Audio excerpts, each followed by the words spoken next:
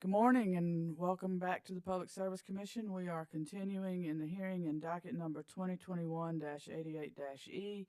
This is Dominion Energy South Carolina's 2021 avoided cost proceeding. Before we get started with testimony, we need to take a roll call of commissioners. Present in the hearing room, we have Commissioner Thomas, Commissioner Carolee Williams, and Commissioner Belser. Present virtually, we have Commissioner Irvin, Commissioner Powers, and Commissioner Caston. Attorneys, I am going to do a roll call of attorneys this morning. We have a new court reporter with us this morning, and so that she has her record straight, let's do a roll call of the attorneys present, please. And let me get the correct sheet. Who's here this morning for Dominion Energy South Carolina? Good morning, Chair Belser. My name is Chair Burgess. Mr. Burgess, we can barely hear you. How's this? That's better. Okay, great. Good morning, Vice Chair Belser. I'm sorry, Mr. Burgess, you're breaking up. All right, I see Mr. Burgess. I see Mr. Gissendanner. I'm sure Mr. Willoughby's there somewhere. And what about Mr. Green? There we go. Thank you. I'm sorry, Mr. Burgess. There seems to be a little bit of technical difficulty with your. And Madam Chair, and just since I'm going to be speaking here in a few minutes, I trust you can hear me well. Yes, Mr. Willoughby. Thank you very much. Thank you. For our interveners, Johnson Development Associates. Yes, ma'am. Weston Adams with Nelson Mullins. Thank you, Mr. Adams. Department of Consumer Affairs. Good morning, Vice Chair Belser. Roger Hall, on behalf of the department, and Connor Parker will be joining us in the middle. Thank you, Mr. Hall. Thank you. Carolina's Clean Energy Business Association. Richard Witt. John Burns, I'm also here. Thank you, Mr. Witt and Mr. Burns. Pine Gate Renewables, LLC. Richard Witt. And good morning, Vice Chair Belser. This is Bland Holman, also for Pine Gate Renewables. Thank you, Mr. Witt and Mr. Holman. South Carolina Coastal Conservation League, Southern Alliance for Clean Energy. Good morning, Vice Chair Belser. This is Emma Clancy on behalf of CCL and SACE. Thank you, Ms. Clancy. And Office of Regulatory Staff. Good morning, Madam Vice Chair. Can you hear me okay? Yes, Mr. Huber. Thank you. Chris Huber here for ORS, and I will be joined by Alex Knowles. Thank you. Thank you, Mr. Huber. Council, y'all have been very good about this, but I would like to just remind everyone that when you begin speaking, if you could identify yourself to help the court reporter. Everybody's been very good about that, but I can always use reminders, so I ascribe that trait of mine to everybody else. I hope you don't mind. Let's see, Mr. Goulding, are you with us this morning? I think I saw you. Mr. Goulding, you are still under oath, and we will continue this morning with Mr. Willoughby and his questions. Thank you very much, Madam Chair. Good morning, Mr. Goulding. How are you today? I'm fine, Mr. Willoughby. How are you? I'm great. And for the court reporter, my name is Mitchell Willoughby, and I represent Dominion Energy South Carolina in this proceeding. Mr. Goulding, when we were talking yesterday, I had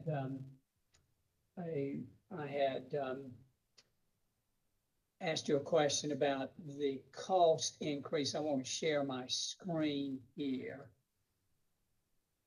And can you see this is from your report, Mr. Goulding? Yes, I can. It might benefit from being enlarged a bit. Yes, Mr. Willoughby, if you can enlarge it a bit, that would be very helpful. Thank you. That enlarged it a good bit. Is that better, Madam Chair? That's better. I don't know if it can get any larger. I see a lot of margin on the sides, so I'm not sure. There we go. Thank you. Is that better even? That is much better. Good enough. Thank you. I had asked you, and of course, we had this conversation yesterday, Mr. Goulding. I'd asked you, without trying to place any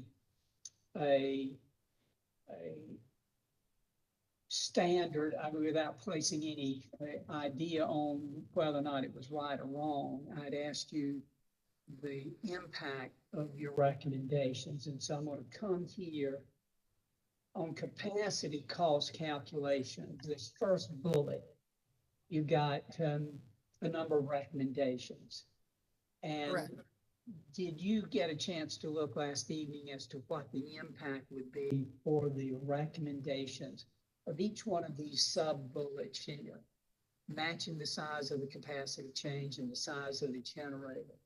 What Well, was the, with respect, I think that your question yesterday was not about each of the individual ones. It was about the overall impact, and I apologize if I misunderstood that, because the individual changes are summarized in figure 9 on page 37 of my report. And if we go through them individually, and I think we did a little bit of this yesterday, the matching of the capacity change and the generating unit size results in a 16.7% increase in the capacity related charge. On a standalone basis, using the EIA-based cost assumptions for the AeroCT, that would be a 13.9%. Inclusion of the 1.05 PAF on a standalone basis would be 5%.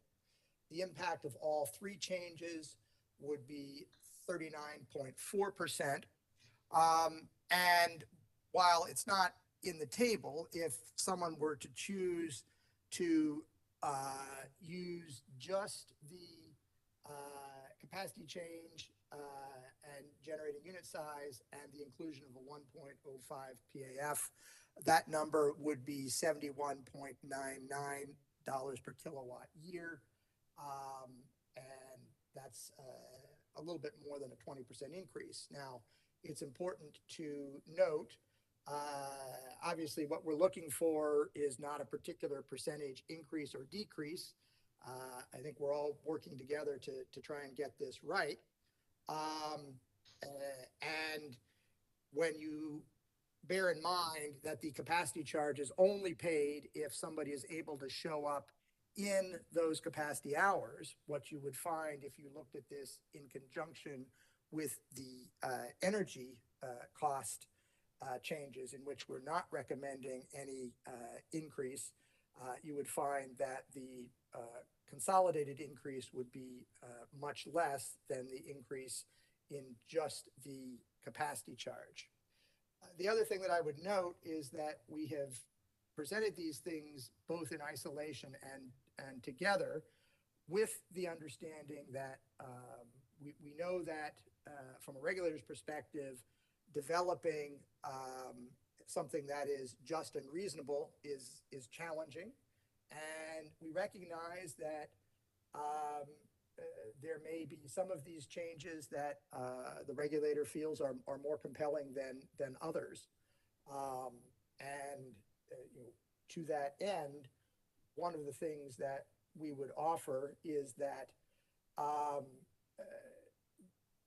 when we reviewed the company's work with regards to establishing the costs for the AeroCT, I think you'll note in the text that we agreed that they had looked at multiple bids, that was looked like a fairly robust process. And the only reason that we didn't adopt the company's assumptions was because we believed that the company was incorporating economies of scale from putting in multiple units, and that the cost for a single unit would be higher. Now, we believe that all of the changes that we've recommended are appropriate, but we also want to make sure that the commission has enough information that if they were to say, well, you know what, which of these is there some degree of latitude, I would say it's probably in in whether or not to apply the EIA-based cost assumptions.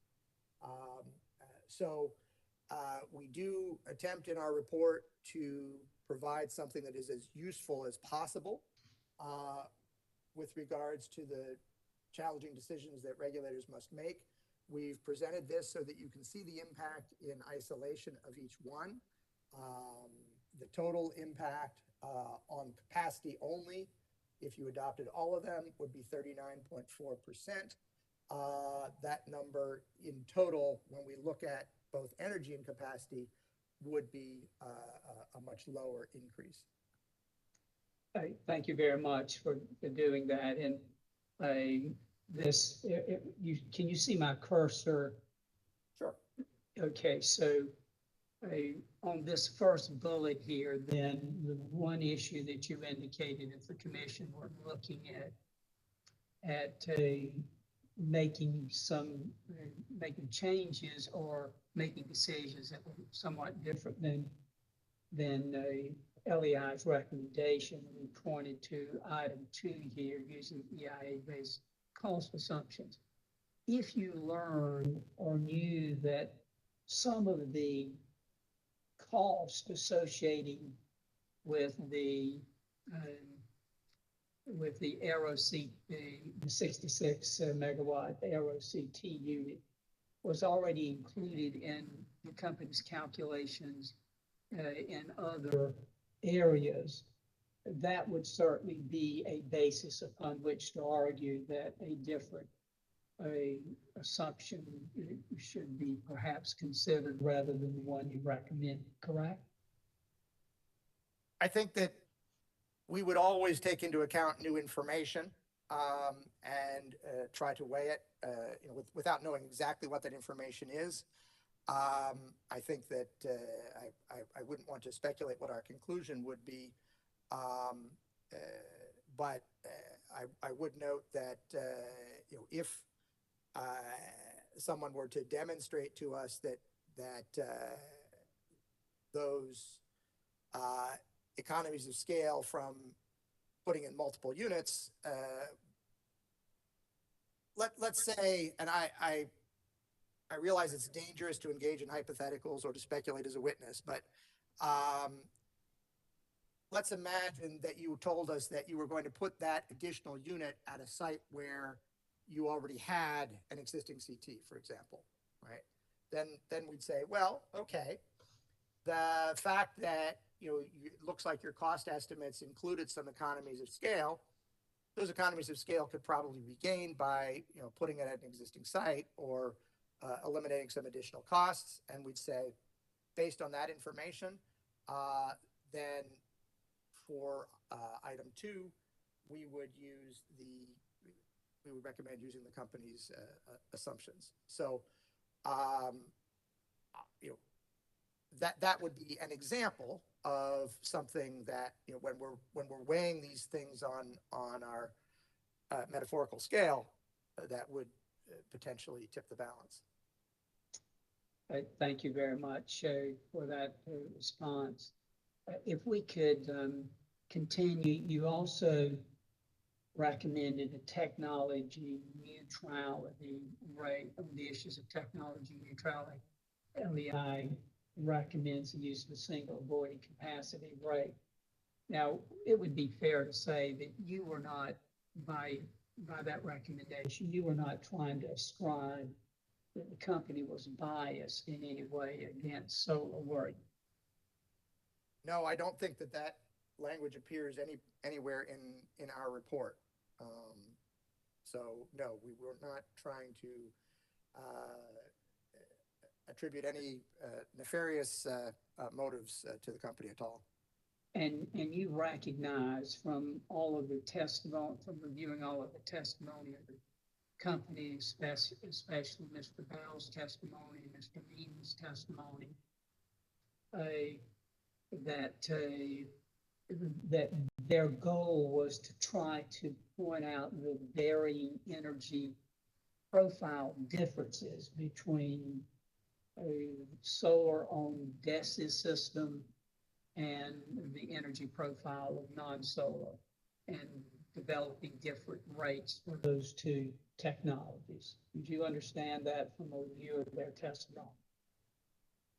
Yes, I understand it, but I disagree with the premise. So I don't think that their testimony was designed to put up barriers to solar, but I do believe that in terms of looking at establishing avoided costs, the avoided costs should be based on the utilities portfolio, the utilities resources, and that having a different avoided cost effectively for the same hour, I don't believe is appropriate. And I believe that the challenges of integration should be addressed in the variable integration charge. And if I understand your testimony from yesterday correctly, what you basically say is the cost, you would look at each hour and determine the cost in that hour, and you do not then see any difference between solar that may not be able to produce or generate power during that hour and any other technology, correct? Well, I think that the challenge here is that we're not actually engaged in the process of designing rates to purchase solar. What we're engaged in is a process to determine the utilities avoided costs. And correct. Those are two different things. You know, if you were telling me this is how much you should pay for solar and design a rate for that, I might very well come up with a different conclusion than one which said, if somebody gives me energy in a particular hour, what is that energy worth? Those are really two different questions. And so right now, what we're focused on in this process is what are the utilities avoided costs? And that's the basis for my analysis.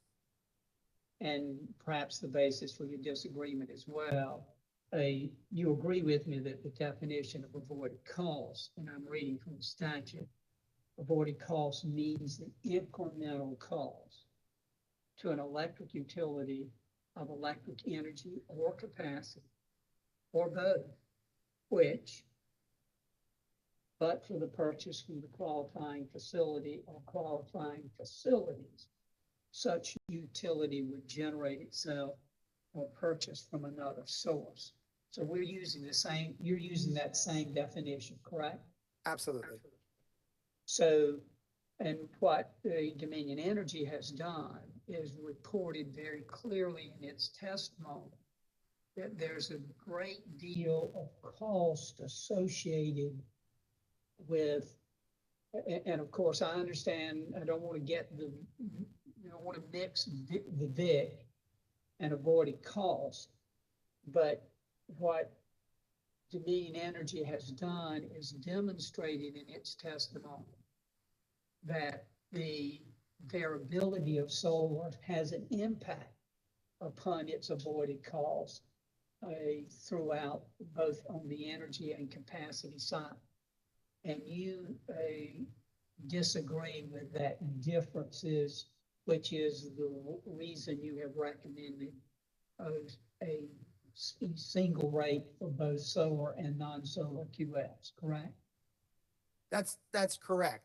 I mean, I think that our difference here is to a certain extent about buckets, and that the integration costs to me are really related to a tariff, a charge for connecting a particular resource. And so I think that properly goes in the VIC, where what we're saying is, look, we're creating a single rate to interconnect any qualifying facility, right? So we're going to compensate any qualifying facility for their energy and for their capacity based on the utility's avoided costs. Now, if a particular type of resource is presenting particular challenges, that should be addressed in the VIC or through other processes. But the utility's avoided cost in any particular hour, that is what it would cost if the utility did it themselves, I believe is not dependent on the resource that we're talking about connecting, but rather it's based on the utility's own portfolio and the way in which it would, but for the QF, have operated. And so the only way you would account then for the variability of solar and its inability to provide generation during all hours, and even when it is providing generation, it does so with great drops up and down, as you remember Mr. Hensley testifying to, which the company has to address. You would only assign that variability value or analysis in the variable integration charge. You do not see any distinction in looking at the avoided cost itself. Correct.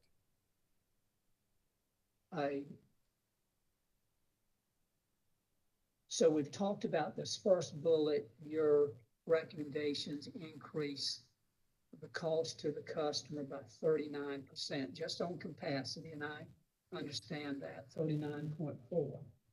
And then the technology neutrality, we've talked about that. You want a single avoided, using a single avoided capacity rate there. And then let's go, is there any percentage increase in the rate based on this recommendation, Mr. Goody?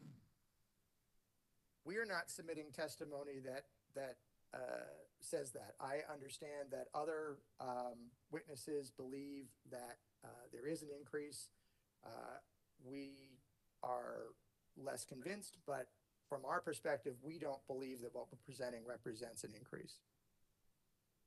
At least as your understanding of your recommendation, doesn't require any additional cost to the customer, correct? So I do have a concern about using the terminology additional cost, in the sense that we believe that what we're calculating are the appropriate costs. And so it's not that these costs are additional. They are different from what the company has calculated. And they are, in this instance, higher. Our objective wasn't really about any particular change up or down. It was to try and calculate what we felt were just and reasonable rates. And so I just want to be clear that our rates are higher than the company's, but in terms of additional cost to the customer, we're focused on the appropriate cost. We're not in the business of just trying to add costs inappropriately. Certainly, and I did not mean to imply, and don't think I did, Mr. Goody, that you were adding costs that you did not believe was appropriate. My question was simple. It was a simple one. And as I said yesterday, I'm not trying to I'm not trying to throw a rock or anything. I'm just trying to point out that there are different opinions here, and you've got an opinion. The difference then, if you'll go back to this technology neutrality, what is the difference? The difference in your recommendation and what Dominion has proposed results in an increase to the cost that the customer would bear. How much is that increase? So again, we don't believe that we are recommending an increase with regards to technology neutrality. I believe that other witnesses have presented evidence where they believe that the increase might be in the range of around 10%. But you know, that those are not the numbers that we are submitting. We believe that what we're doing is providing an appropriate rate, and we don't believe that this is increasing costs to customers. We believe that this is the appropriate way to structure the rate. And all I'm doing is, all I'm trying to ferret out, Mr. Duty, is if you compare what Dominion has calculated and proposed with what your proposal here results in, what is the difference? Is the difference a greater amount of the rate going up, or the rate going down, the rate staying the same? That's all I'm trying to ferret out. So I guess I would just reiterate that we're not proposing a higher rate here. We're simply proposing that there be the same rate for all resources in a particular hour. And so now let's look at energy very quickly.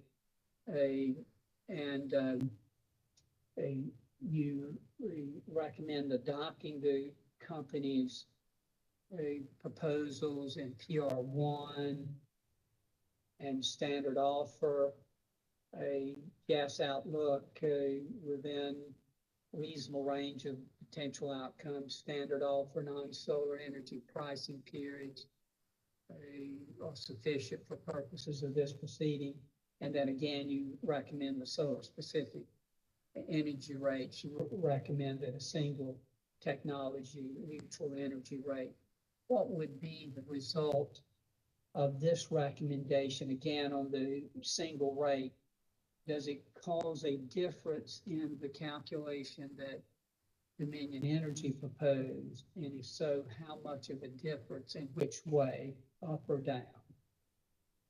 So I would reiterate that we're not recommending an increase in rates here, and that all we're doing is we're saying there should be a technology neutral energy rate that is available to all. So we don't believe that we're recommending an increase in a rate in this particular recommendation. So would it be fair then for me to assume that the rate that the company has proposed would be for solar only, would be a fair rate that the commission should consider to implement in this case? So we believe that the rate should be technology neutral. We don't believe that there should be solar specific energy rates. Well, let me say it this way then. Let's say that we say, okay, we'll use a solar only rate for everything.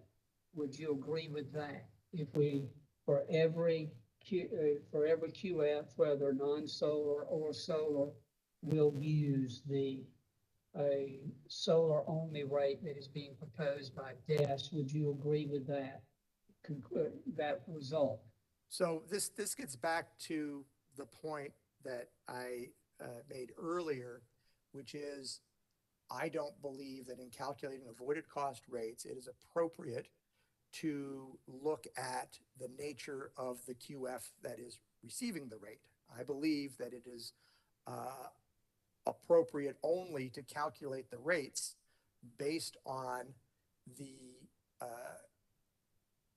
company's own characteristics. And the basis for our recommendation in this particular case is that we believe that the non-solar QF energy rates are consistent with our view that the rates be based not on the technology that is providing the energy, but on the characteristics of the utility. And would you disagree with me if I indicated that the difference between, and one one of our witnesses may have to correct me if I'm incorrect here, but the difference between the non-solar rate and the solar-only rate would be roughly 10.3%. Does that sound about right in terms of the difference between those two numbers? Subject to check, I'd have to look at that. In any event, you recognize that most of the QS capacity on the and energy or generation on the company system is largely solar generation. It's not non-solar QS, correct? So I would reiterate that we don't think that that is relevant to the calculation of the company's avoided costs.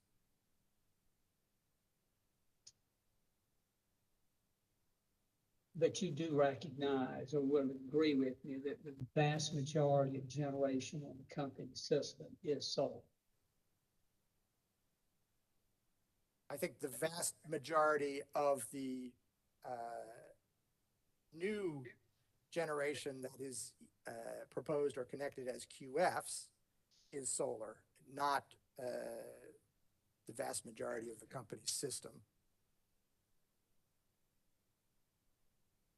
Tell me what the distinction between what you just said is. Well, I think we're just arguing and about the equation, right? I mean, I believe, and I apologize if now I'm putting words into your mouth. I think the point that you're making is that the what DESC is connecting is predominantly solar. Correct. If I'm looking at the entire capacity of the system, there's several other resources that are on the system. True, but and all I'm talking about is QF resources. Correct. And the QF resources, the vast majority of QF resources is solar QFs, correct? Yes. And that's existing today and also projected well into the future, correct? Yes. Yes. So sometimes, Mr. Goody, I don't think we're disagreeing, so I'm not trying to be challenging here. I'm just trying to make sure there's some clarity in the record. But let me conclude on these points. Going to some non-rate issues very quickly. The form of the surety bond, you agree with the company you agree to adopt the form of the security bond as proposed by PSC, correct? Yes. And in your experience, you find that language to be commercially reasonable, correct? Yes. And let me go back to kind of talk about the underpinning for your work. You start off in 7.2, when you're given LEI's overall opinion consistent with directives from Act number 62, you point out, and these are quotes from the statute. Is that correct there, Mr. Gooden? Yes. So your goal is to have rates for the purchase of energy and capacity which fully and accurately reflect the electric utilities avoided costs. That's straight out of the statute, isn't it? Yes. And the goal, and we're all trying to achieve that goal. The goal is to fully and accurately reflect the electric utilities avoided costs, correct? Correct. And then the other underlying principles, power purchase agreements are to be commercially reasonable, and they should be consistent with regulations and orders promulgated by FERC, implementing PERPA, correct? Yes. And each electric utility's avoided cost methodology fairly accounts for cost avoided. That's the goal, isn't it? Yes. And one of the methodologies that I think you agreed with that was is widely used is the difference in revenue requirement which Dominion Energy employed in this case, correct? Yes, And you agreed that that was a reasonable approach, correct? yes, And you take these statutory standards, and then you're paraphrasing here, is that one of the goals is assuring customers do not overpay for QF power, correct? correct. And then the other things, these can be thought of as among the commission's key objectives in this avoided cost proceeding, correct? Yes, yes, So your entire analytical analysis was based upon trying to solve the problems presented by this statutory language, correct? yes, And you did so by analyzing fully the data that was provided to you. You had all of the data that DESC had provided to all of the other parties made available to you, correct? So to the best of our knowledge, we had all of the materials. I'm always concerned about things like fully and all because, you know, when we're talking about 100%, there's always a possibility that something, you know, inadvertently a party didn't provide something or something along those lines. But to the best of our knowledge, we had everything that was available to the other parties. And you asked Dominion to provide you responses to its discovery responses that it had provided to other parties, including Cecilia, correct? Correct. And to the best of your knowledge, you received all of that data, correct? Correct. And you also had some additional questions that you generated and sent to DESC as well, did you not? Yes. And they provided, as you reported here, full and accurate answers to those interrogatories that you submitted, correct? Yes. And you reviewed the data in doing your analysis in order to make the recommendations that you've made in this case, correct? Yes.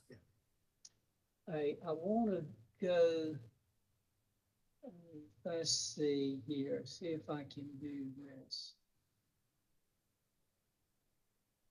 Does this show up on your screen where I've got juxtaposed any decisions by the commission shall be on the left, and then some quotes from a FERC order on the right? Does that show up? Yes, it does. Okay, I'm back in the groove, Madam Chair. Are you able to see it as well? We are. Thank you.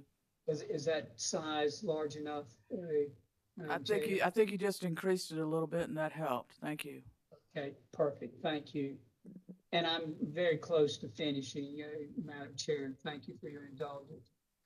I want to review this. You've said this in your testimony, but there is nothing in the text of PURPA that requires any subsidy to flow to QS. Is that correct? That's right. The calculations are not based on the levelized cost of the QF. They're not designed for a QF to make money, or conversely to cause them to lose money. They're designed to reflect the avoided costs of the utility. So that is their focus. It is not about the levelized cost of the QF. In fact, when you're calculating avoided costs, it's a single focused issue. It doesn't make any difference what happens to the cost. The goal is to determine the avoided cost and establish rates based upon that avoided cost, correct? Correct. And you're familiar with FERC Order 872, correct? Correct. And you understand that one of the findings that they made in that order, this was just in 2020, so we're talking about just a little bit more than a year ago. The record shows that on some occasions, long-term fixed QF rates were well above actual avoided costs, thereby causing consumers to subsidize those QFs in contradiction of PURPA and the FERC's expectation. Do you recognize that that's a language or finding that was made in this order of order number 872? I recognize it. I have some issues with it, in that it does show that on some occasions, the rates were well above, quote unquote, actual avoided costs. And I don't think anybody disputes that that some QF contracts turned out to be wildly out of the money. That doesn't mean that at the time those QF contracts were entered into, that people thought that the assumptions were wrong. And so one of the challenges, it's just like, entering into a fixed rate mortgage, is that it's going to be right at the time, but with the benefit of hindsight, you might say, geez, rates really went down and I would have been better off on a variable rate. Well, the converse may also be true, right? Folks entering into a fixed rate mortgage today may be grateful if rates revert to historic levels later. So I agree that this is what the FERC document says. I just think that we need to contextualize it. And so it is inarguable that on some occasions, the long-term fixed QF rates were well above actual avoided costs. But I think that that also fails to take into account, in some circumstances, the value of a hedge.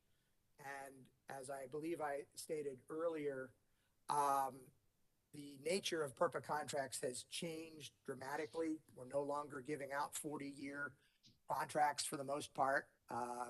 Obviously in South Carolina, we're doing 10. So there's a number of things that have happened that have helped to avoid the circumstances from these previous issues that arose. Did you testify in the proceeding that led to FERC Order 872? I did not. And I may have, so you didn't present any analysis in that case, and FERC didn't have any input from you in order to make its decision, correct? I would like to give lots of input to FERC on all their decisions, but my clients aren't always interested in having me do so. So no, FERC did not have the benefit of my insights on this particular decision. And I feel the same way, Mr. Gating. I could have provided them with a great deal of insight as well, and they didn't invite me to participate either. But one final point on this slide, one of the goals that we all are trying to achieve in this proceeding, and of course the commission has the responsibility, the heavy responsibility of making the decision and telling us the answer. The commission shall strive to reduce the risk placed on the use and consuming public. You agree with that statement, correct? Yes, and I believe that what we've said is that we certainly agree that we want to minimize the risk of overpayment, but we also want to be cognizant of thinking about risk in a holistic manner. And that means that we also need to be concerned about the risk of setting avoided costs inappropriately low. Again, we're all here to try and find the right level of avoided costs, and there is, we focus on the risk of overpayment, but we do need to be aware that there are potential risks underpayment as well. And you used the term a few moments ago in response to me. You said that you could look at some of these contracts as a hedge, hedging against prices moving in one direction or the other, and using your fixed rate mortgage analogy. But there's nothing in the law that talks about hedging being an appropriate strategy. What we're here to do is determine what the avoided cost is at this time and establish rates that will be used over the ensuing 2-year period of time, correct? That's correct, but I want to make sure that as we think about setting these rates, that we don't come at it with the view that setting them at a particular level, that pushing them down is good and having them go up is bad, quote unquote. Our objective isn't to push the rates up. It's not to push them down. It's just to set them at the rate that's appropriate. And, I am concerned that if we place too much emphasis on the fact that, some contracts in the past were turned out with the benefit of hindsight to be higher than what the utility could have obtained subsequently, that we may, I want to make sure that we don't engage in some implicit bias that results in rates that are lower than appropriate. Or implicit bias that results in rates that are higher than appropriate, correct? Absolutely. Yep. I completely agree with you on that. So this is the story of the 3 bears. We're just trying to get it right. Mama bear, Papa bear, baby bear. We just want the forage to be at the right temperature, correct? That's correct. Yeah. And so you've responded to my questions a couple of times as though you think I'm trying to suggest something, and really what I'm trying to suggest is the company has done its very best to calculate the avoided cost based upon its innate and deep knowledge of its own system. And you, of course, is coming in and looking at it with a new perspective, and you're offering opinions and recommendations. But everybody's got the same objective, and you understand that the company has tried to be faithful to these same statutory principles, correct? I don't believe there's anything in our evidence that suggests in any way that we think that the company is being consciously, I'll use the word nefarious again, just because I don't get to use that word very often. But, I don't believe there's anything in our evidence that suggests that we're trying to cast aspersions on the company here. Perfect. Thank you very much. And one of the points you made in your study, and when you were making the recommendation about the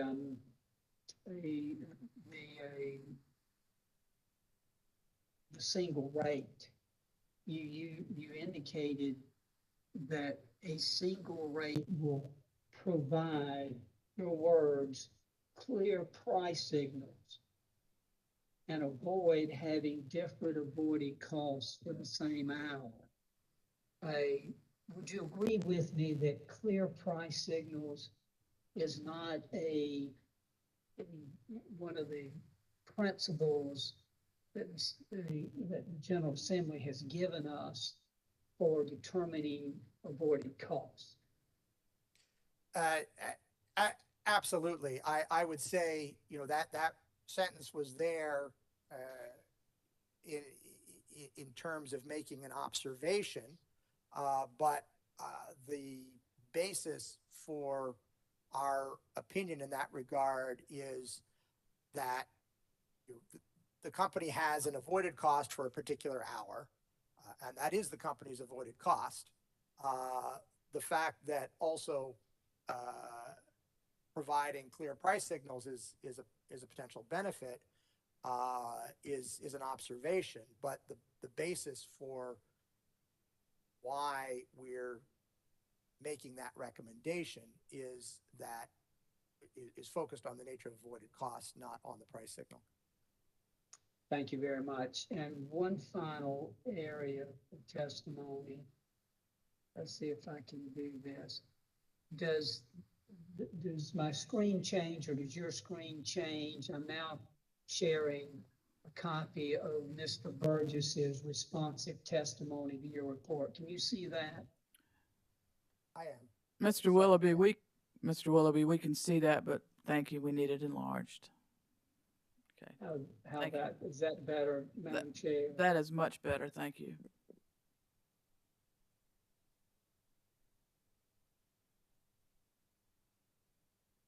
So have you read Mr. Burgess's responsive testimony, Mr. Gaten? Yes, I have.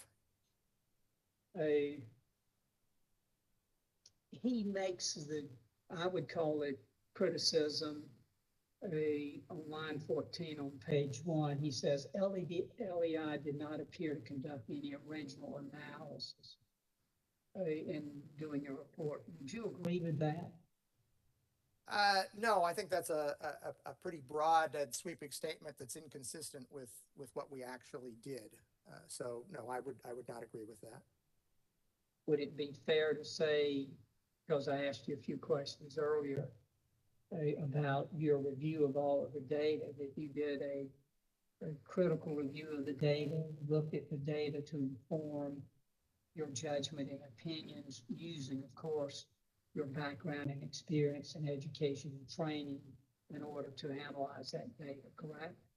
Yes. And would it be true that you and your company have in fact performed VIC analysis in other settings? Is that true?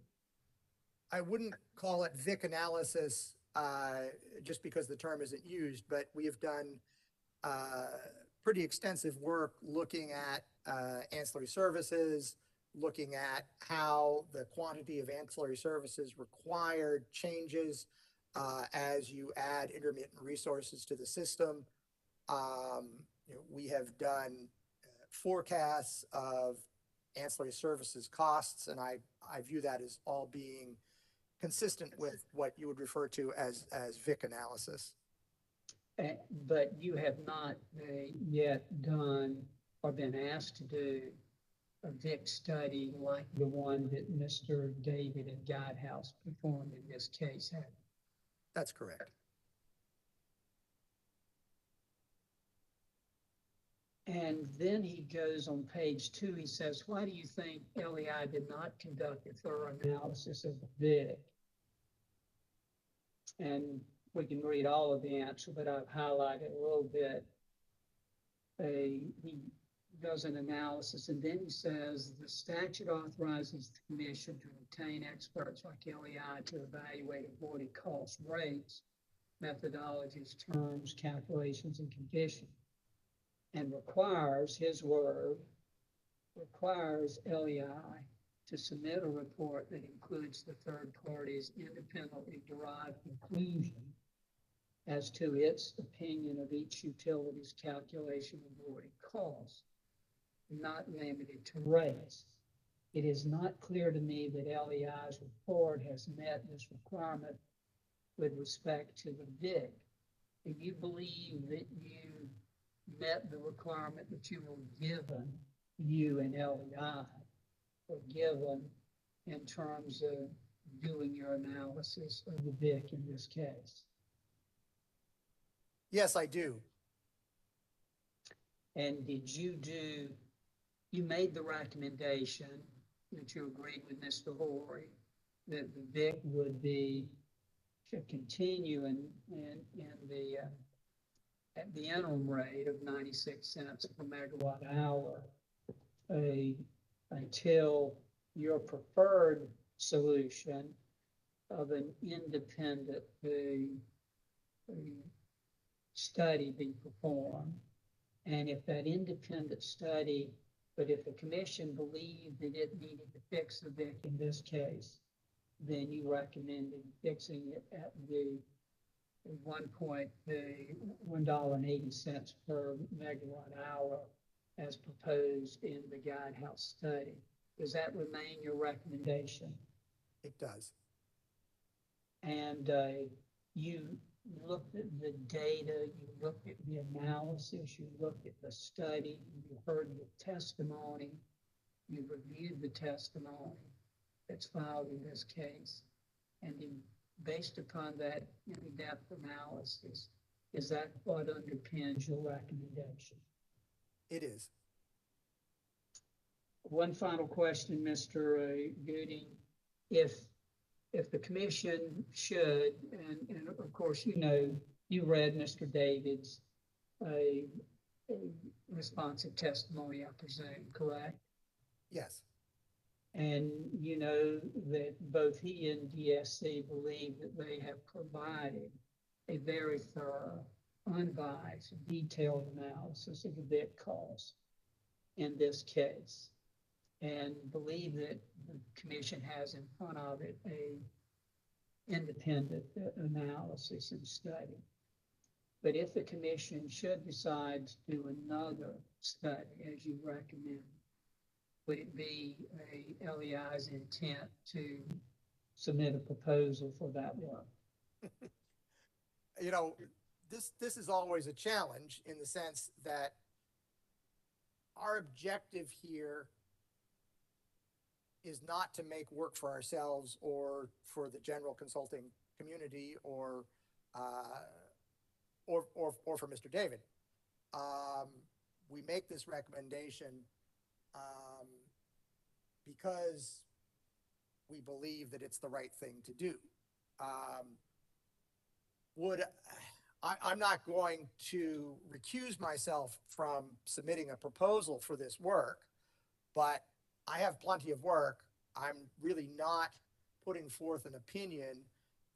You know, this is not the, consultant's full work employment act here. We think that there are important issues with regards to the peaker replacement, with regards to regional integration, with regards to the role of demand response, that it would be helpful to see discussed further.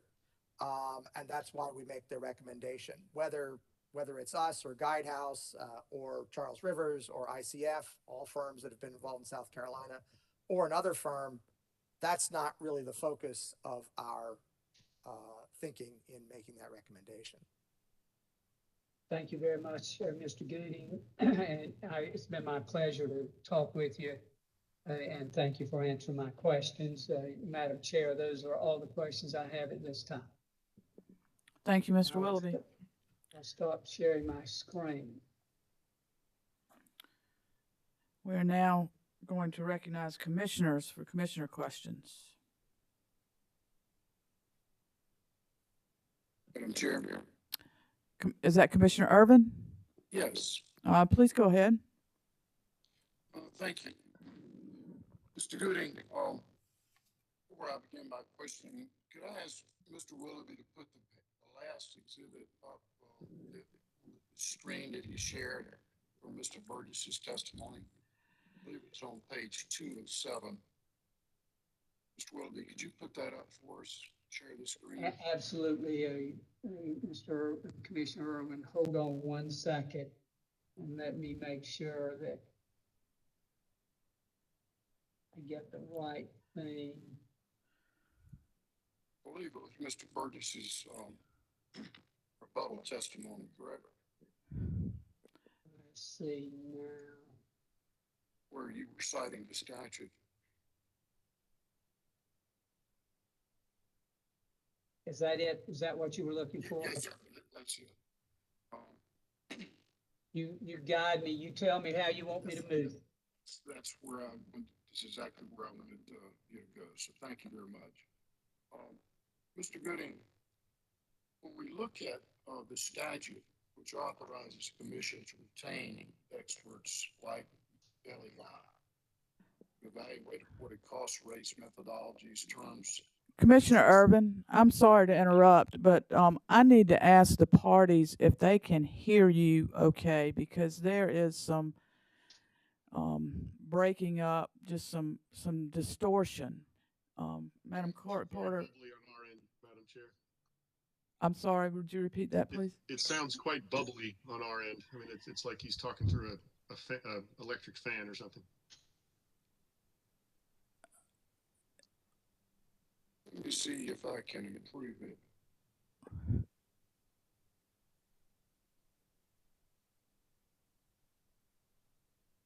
Does that sound any better? No, Commissioner.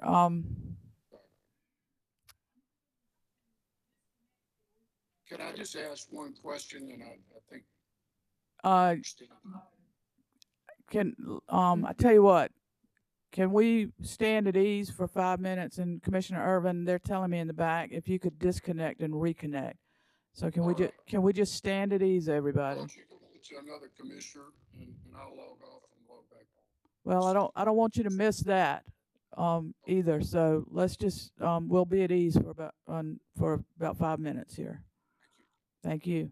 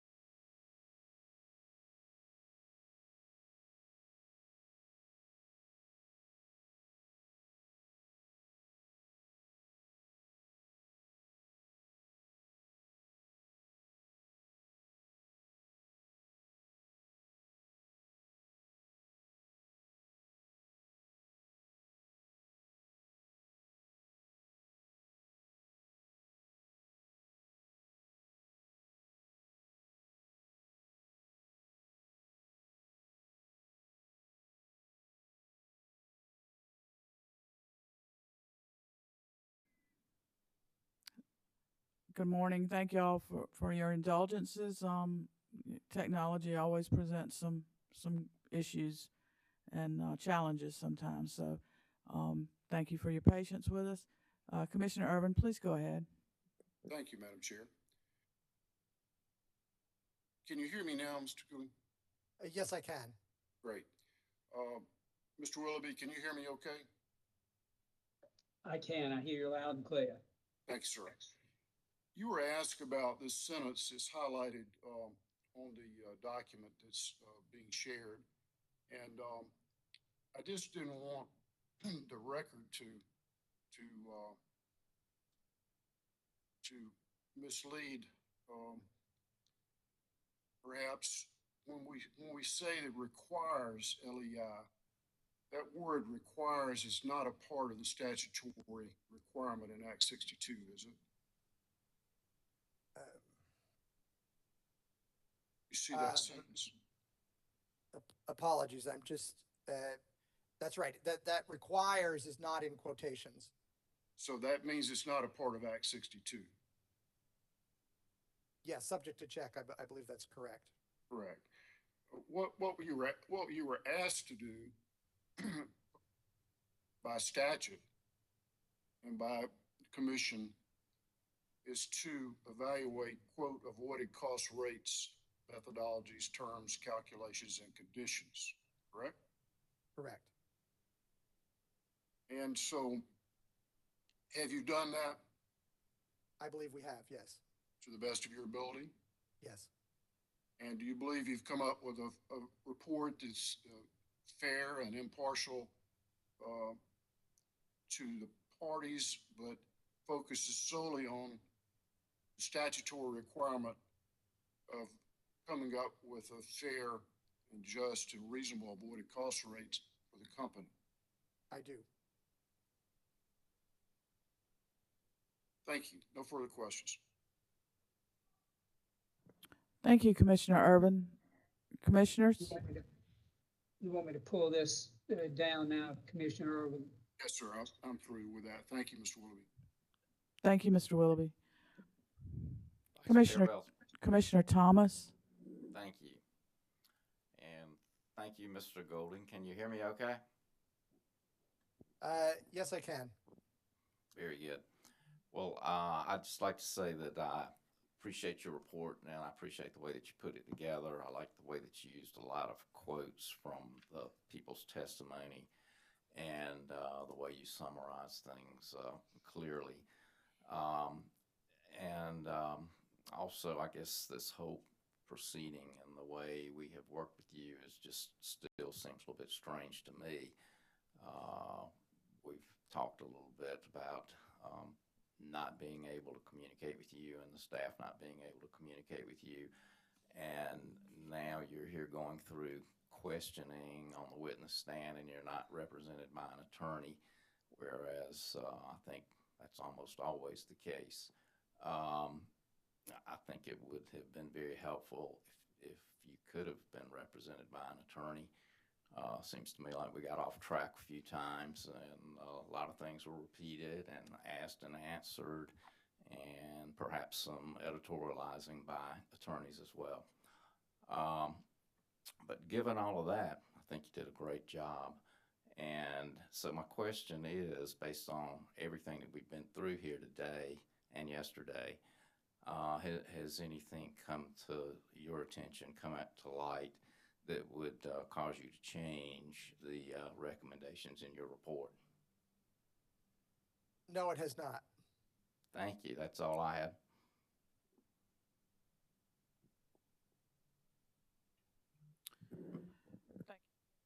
Thank you, Commissioner Thomas. Commissioner Carolee Williams. Thank you, Vice Chair Belzer. Mr. Goulding, I want to echo what my fellow colleague, Commissioner Thomas, just shared with you. It was, your report was one that I found compelling and factual and relatively easy to read, and I don't say that very often. So thank you for the objectivity and the focus that you've had as well, being on the witness stand for a day. Oh, I do my best, ma'am. We can tell that, and we appreciate it. And I think my biggest question, Commissioner Thomas has already asked, which is, you filed in September, and there's been a lot of additional information that's been filed since then by the applicant and the interveners. And I've heard you say twice now you wouldn't change anything in your report. So I won't ask you to say that again, but if I got it wrong, let me know. No, that's correct. We wouldn't change anything in the report. And some of this may be redundant, but I just need to go through this for my own understanding. On the notice of commitment form, there was a suggestion and some discussion in the testimony about the North Carolina form that and using the idea of using that as a base that Dominion is already using in North Carolina. Did you evaluate the North Carolina form in coming up with your recommendations? We reviewed it. We were concerned, and this is one of the areas where some steering in an engagement is useful. We were concerned about relying too much about a form in another state, and so we felt it was best to focus on the form that was put in front of us with regards to South Carolina and the various proposals that were associated with it. So we did look at the North Carolina alternative, but we felt it best to try and focus on what's done in South Carolina. Okay, thank you. Could you open up, could you look at the notice of commitment form? I am looking at one filed on August 10th. It's a red lined and blue lined version.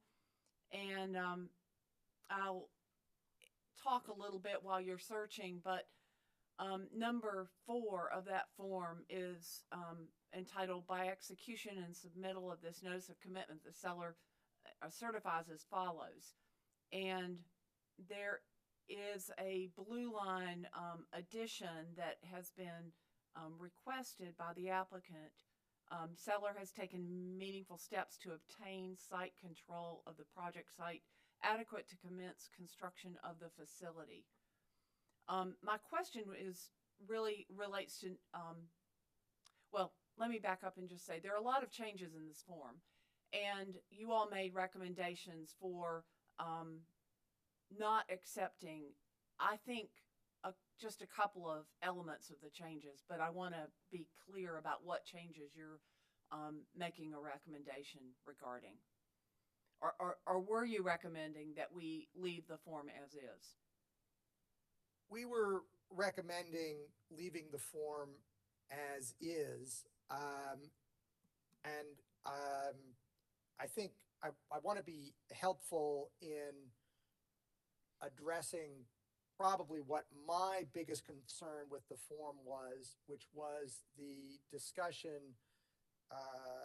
You'll have heard me mention my concern with the word all here previously. I think that my biggest concern with the proposed changes was this discussion about all local permitting and zoning approvals for the project site. So I think that everybody wants to make sure that the notice of commitment isn't a free option. And that there's some evidence that shows that there's a project there.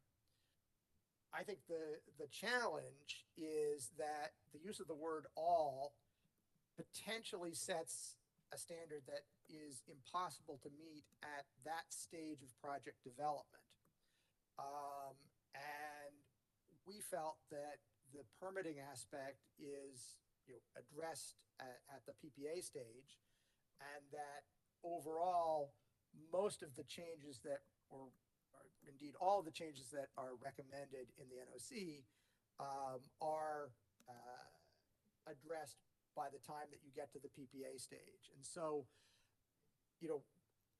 we looked at this, thought about, well, how could we modify that? Could we say, for example, such local permitting and zoning approvals as are available to apply for? Does that really reduce the subjectivity? I'm not sure that it does. And so ultimately we decided, look, let's leave the NOC form alone because we're concerned that the use of the word all presents a standard that we've had the opportunity to advise folks or be involved in project development, and there's always something that comes up at the last minute, or a local ordinance that requires certain precedent actions that would have to be taken that cost a lot of money. And so at the NOC stage, I think that the all local permitting and zoning approvals for the project site necessary to commence construction of the facility, that was just a standard that we thought was too onerous, and that was what led us to the conclusions that we made. Okay. So I think that is for Roman numeral 4 that you are focusing on and saying that element should stay the same as it currently is. That's correct. Okay. Did you consider from the testimony that a witness gave the idea of requiring that the property have the appropriate zoning as an alternative? That's not something that we had considered, but I think that, and I'm always concerned about thinking extemporaneously on the stand, but I think that if you had something that says, look, I have an option to purchase or lease land that is already zoned for the activity that I want to perform, that would be good. The challenge is that the zoning codes, and I think it's a particular challenge with battery storage, right? The zoning codes only deal with circumstances that have already arisen, right? If you're doing a new project, you might find that there's a perfect place for a battery, but the fire department needs to be trained to understand, how do you respond to an incident at a battery storage facility. And so there's a set of processes that mean that a site that may be appropriate for a battery isn't currently zoned for it and could be. And I think that's, if you went with that, I think that's a concern that I would have. I mean, on the one hand, it does provide an easy way of saying, look, this site is appropriate for the intended purpose. But I think that not just with energy, but also with other kinds of real estate development, it's quite common to have to put in for a variance. And I would say that if you were to go that route, you'd have to just understand whether it would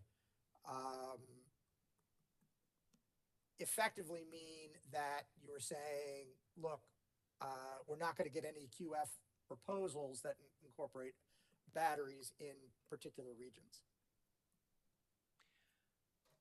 I appreciate that thinking on the fly and expressing the positives and the concerns for my question. So thank you. Give me a minute. I may have other questions.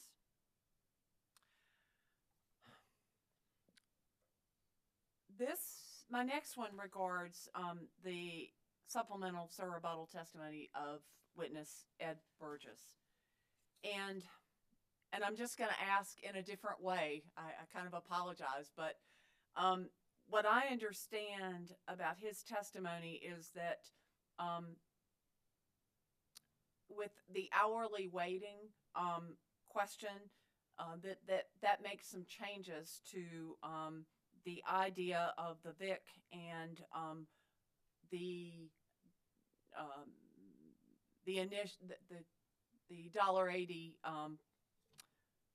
per megawatt for tranche 1. And witness Burgess offers an alternative number that's based on hourly waiting. My question, which is kind of redundant, is, but I'll make it not redundant. How much of an impact does hourly waiting have in your thinking about the VIC?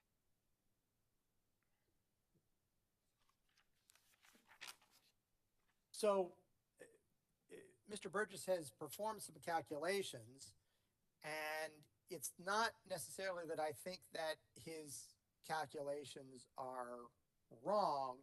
It's that I believe that it's important to look at things holistically. And so, and I think that the question of hourly waiting depends upon whether you agree with his view about overemphasizing particular parts of the day when the variability is expected, right, in the morning and in the evening. And I'm somewhat concerned about making these changes in isolation, because I think that anything that's presented based on a modeling process incorporates a set of assumptions that aren't just there in isolation, but are part of a package. And so while I think that if you agree with witness Burgess on the need to adjust the calculations to alter the influence of particular hours, then in isolation, that's correct. I believe that Guidehouse explored whether to use that particular approach. They ultimately rejected it. And I think that, and I don't wish to speak for witness David or for witness Burgess in this regard, but my overall concern is that you know, modeling results are presented as a quilt, and you start pulling on individual threads, you don't have a quilt anymore. I appreciate that, and I meant to express my appreciation for the various analogies that you've given us from the witness stand. They've been very helpful.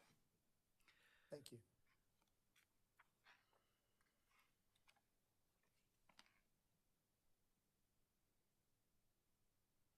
I'm still looking.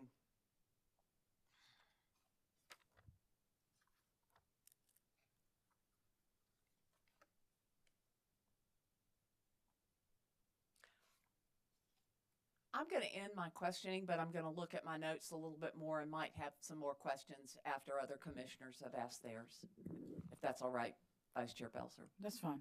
Thank you. Commissioner Caston?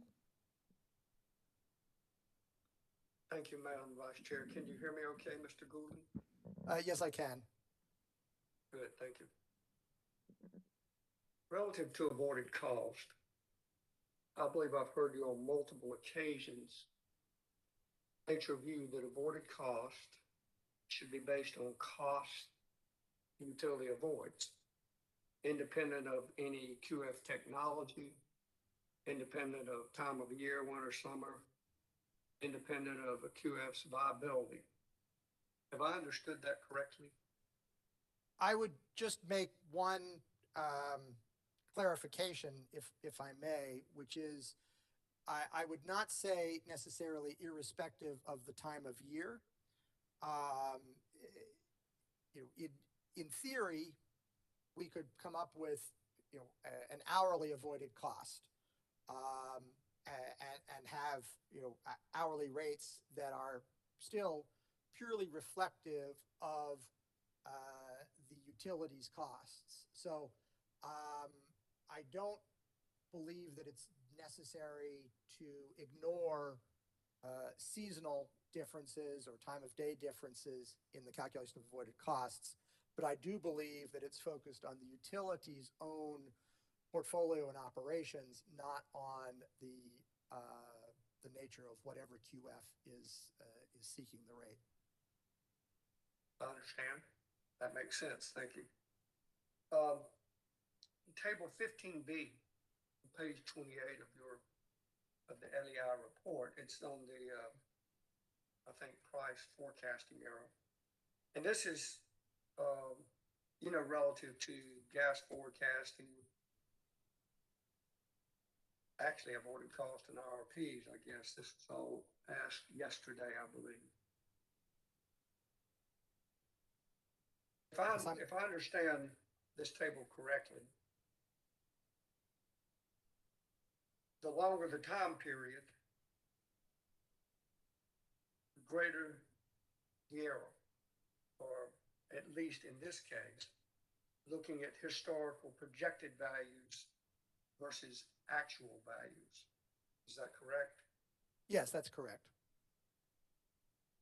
So in essence, what I think I heard you say relative to fuel forecast methodologies, and this, I guess, putting this in my own words, and I may be incorrect, but basically that there is no one right way. There are ways, but not necessarily one right way. Is that correct? I think that's correct. I think that there are multiple ways of coming about something. There are ways that are,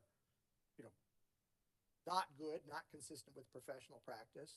But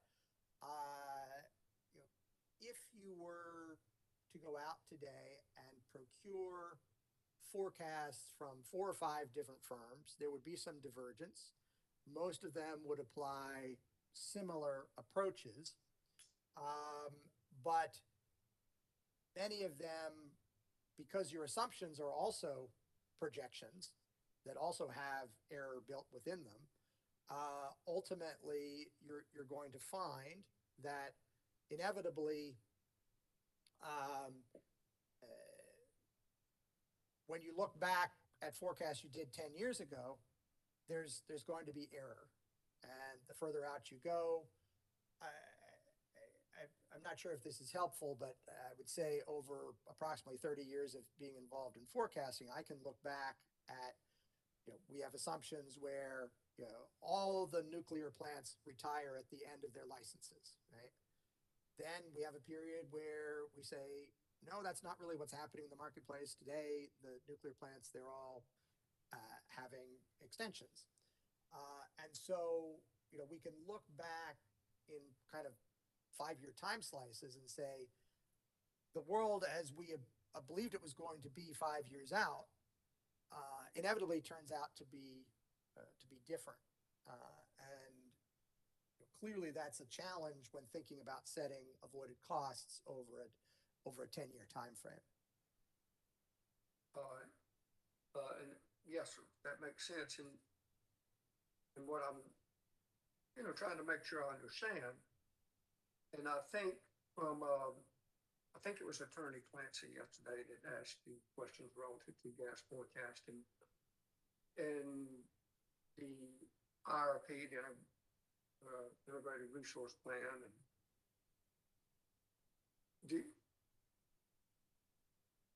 the Integrated Resource Plan of Dominions. Do you know how long that planning period is? I apologize. I would have to check back at the statute. I do have the IRP in front of me, but it would take me a few minutes to go through it to find the answer. Well, I understand it.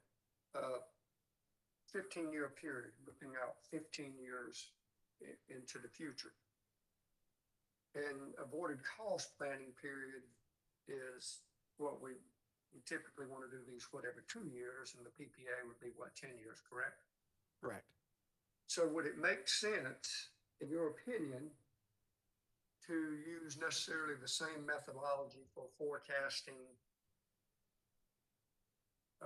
gas prices, future gas prices, and for a long-term planning versus a short-term planning?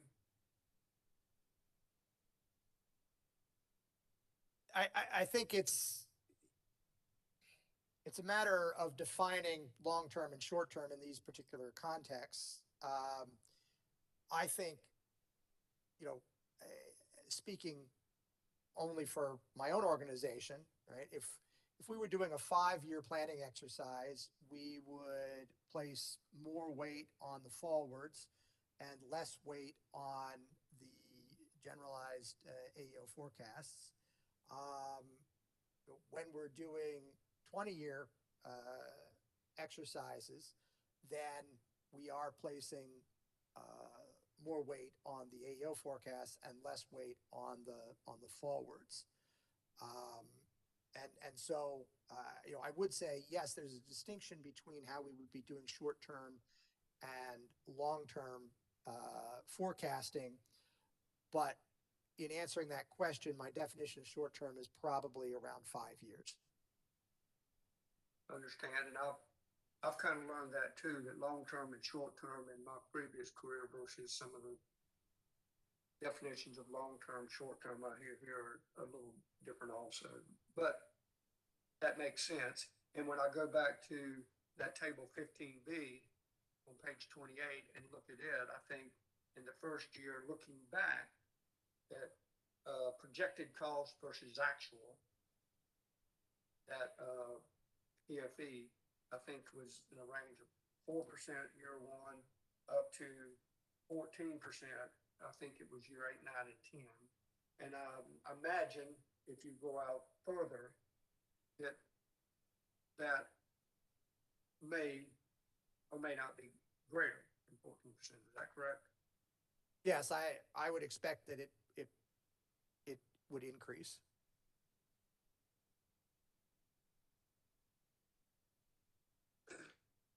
And, did you listen to, Mr. Burgess's testimony yesterday morning? Were you able Yes. to listen? Yes.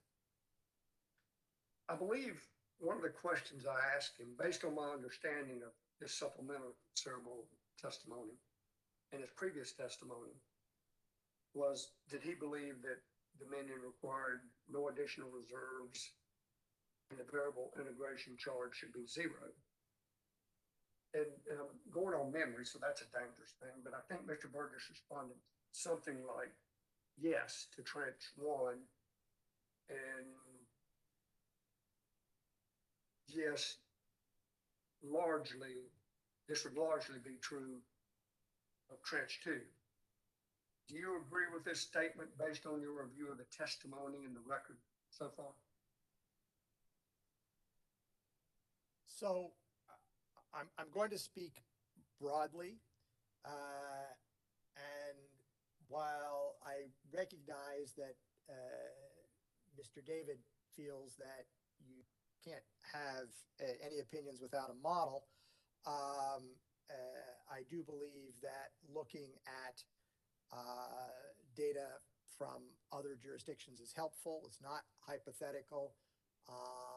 That the model and the Excuse me Yes. 1 minute. Did you say Mr. David or Mr. Burgess? Mr. David, yes. I was Yeah. speaking specifically about Mr. Burgess's. No, I understand. I just want to make sure that the fact that I'm basing my opinion on what's observed in other jurisdictions is not dismissed based on the fact that it doesn't come from a model.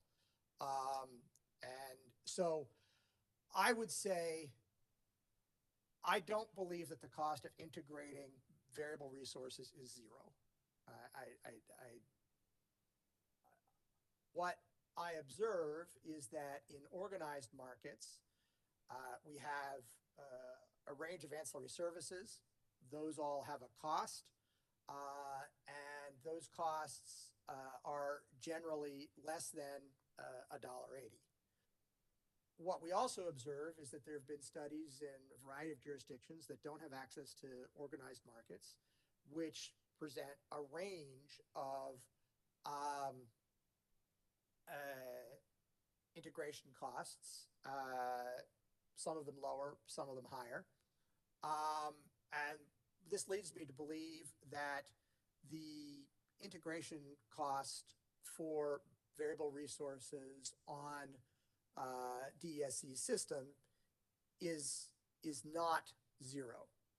And the reason that I say I'm comfortable with continuing with the 96 cents subject to true up is because I believe that 96 cents likely falls within a range of reasonable outcomes given particular assumptions.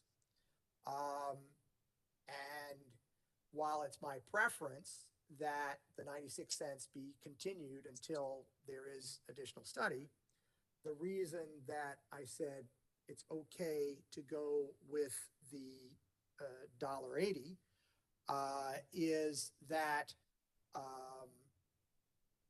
the modeling was based on conditions that are largely known and also incorporated some backcasting. And while I recognize that there are criticisms of the VIC calculations based on the distinction between using 40% and 60%, for example, based on historical versus the future evolution of the system, I believe that I do not believe that there is zero cost to integrate a variable resource. And I believe that continuation of the 96 cents represents a reasonable approach until we can see another study on the matter. I apologize if I went on too long. No, no. Matter of fact, it actually led into something I was thinking about, and I'll ask, it's okay. If the BIC is true up, and, you know, whether, once the study's done, whether it's, greater or lesser, how, and again, this would be assuming that it's collected or refunded from the QFs who haven't installed, I guess, the equipment and technology to, you know, mitigate that variable cost. How would this true up be recovered, and who would it be recovered from, in your opinion?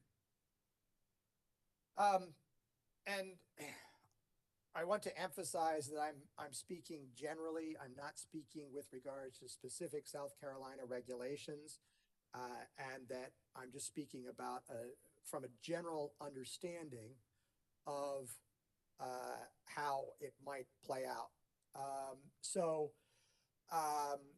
The true up, on the one hand, if it turns out that the existing QFs need to pay, that payment would come from them. I think that it would be reasonable to develop payment terms for the QFs, because you know, no one running a business likes to have a large bill that they couldn't anticipate, you know, the size of, due very quickly. And so I think that you could develop payment terms that incorporated, you know, some reasonable interest charge, so that QFs would have the option of paying all at once or paying over time, but you'd incorporate the cost of capital in that. And somewhat, you know, nobody who lives in a condo likes to have a special assessment, but if you're able to pay your special assessment over time, it takes a bit of the sting out of it. Now let's take the other side of this, which is, let's say, you know, look, you've been collecting 96 cents and the number is 50 cents. Then I think what would happen is this effectively runs through the fuel adjustment charge, and it would be, you know, from a regulatory perspective, it would be as if DESC was going out and purchasing additional fuel. They would make the payment on behalf of customers, and then it would run through the fuel adjustment charge. And again, I want to emphasize, I'm not a lawyer, nor is that analysis based on a detailed review of regulatory practices. I understand. Thank you. And I guess the $1.80 that's been discussed, if the Public Service Commission decides and believes that the statute requires a fixed variable integration charge, a fixed BIC, then you believe $1.80 should be used. And was this LEI's recommendation based on the testimony and existing record, and or based on the experience of other utilities in this region too? Yes, I would say that is the case. That, you know, in looking at that $1.80, we said, I think I've said on the stand previously that we don't regard modeling as truth. It's one tool that helps us get at an answer. And so it's not that I'm weighting Guidehouse's 180 heavily. It's that the 180 falls within a range of what we have seen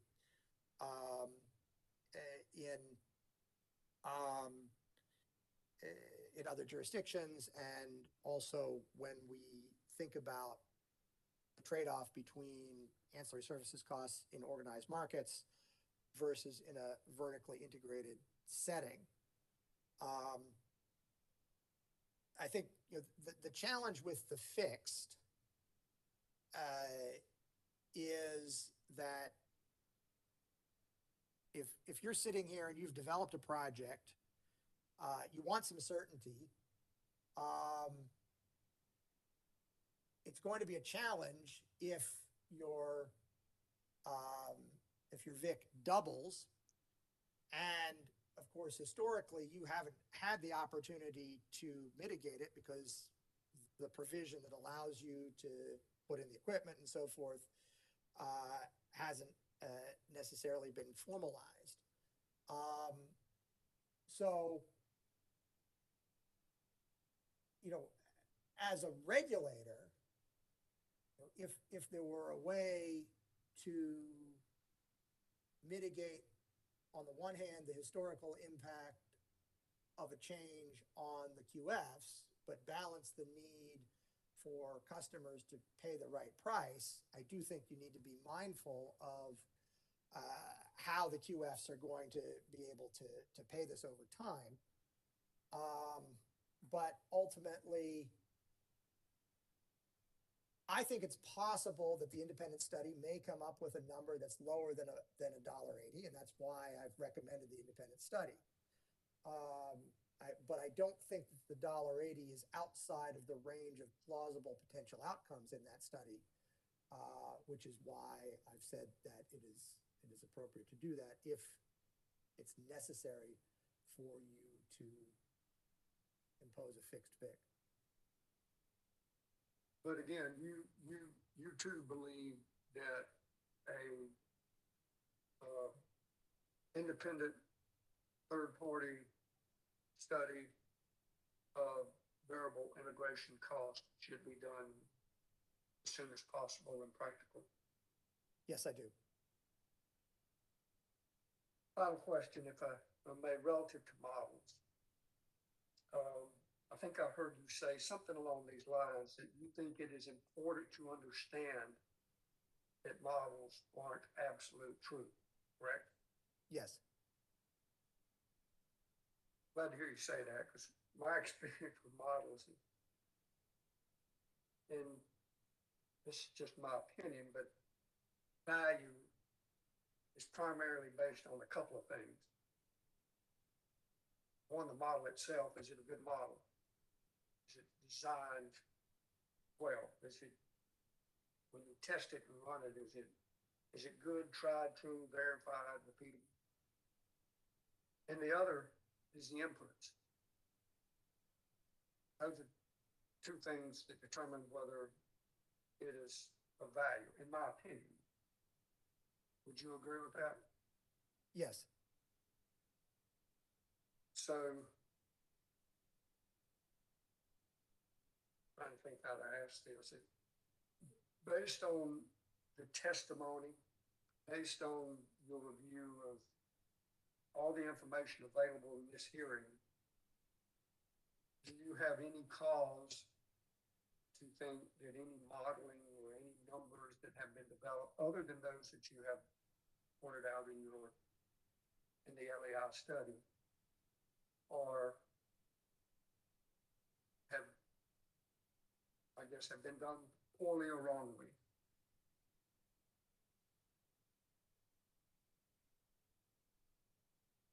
I think my concern is not that the modeling has been done incorrectly. I think that I set out in my evidence some things that I would like to explore in greater detail, or would like to, I apologize, see explored in future modeling. And I think, you know, I want to emphasize that our testimony has not been that SEEM, the Southeast, the proposed market construct, as currently designed, is going to change the VIC. But I think it would be worthwhile to understand the extent to what types of market design changes for SEEM would help all of the member utilities better manage the costs of solar integration.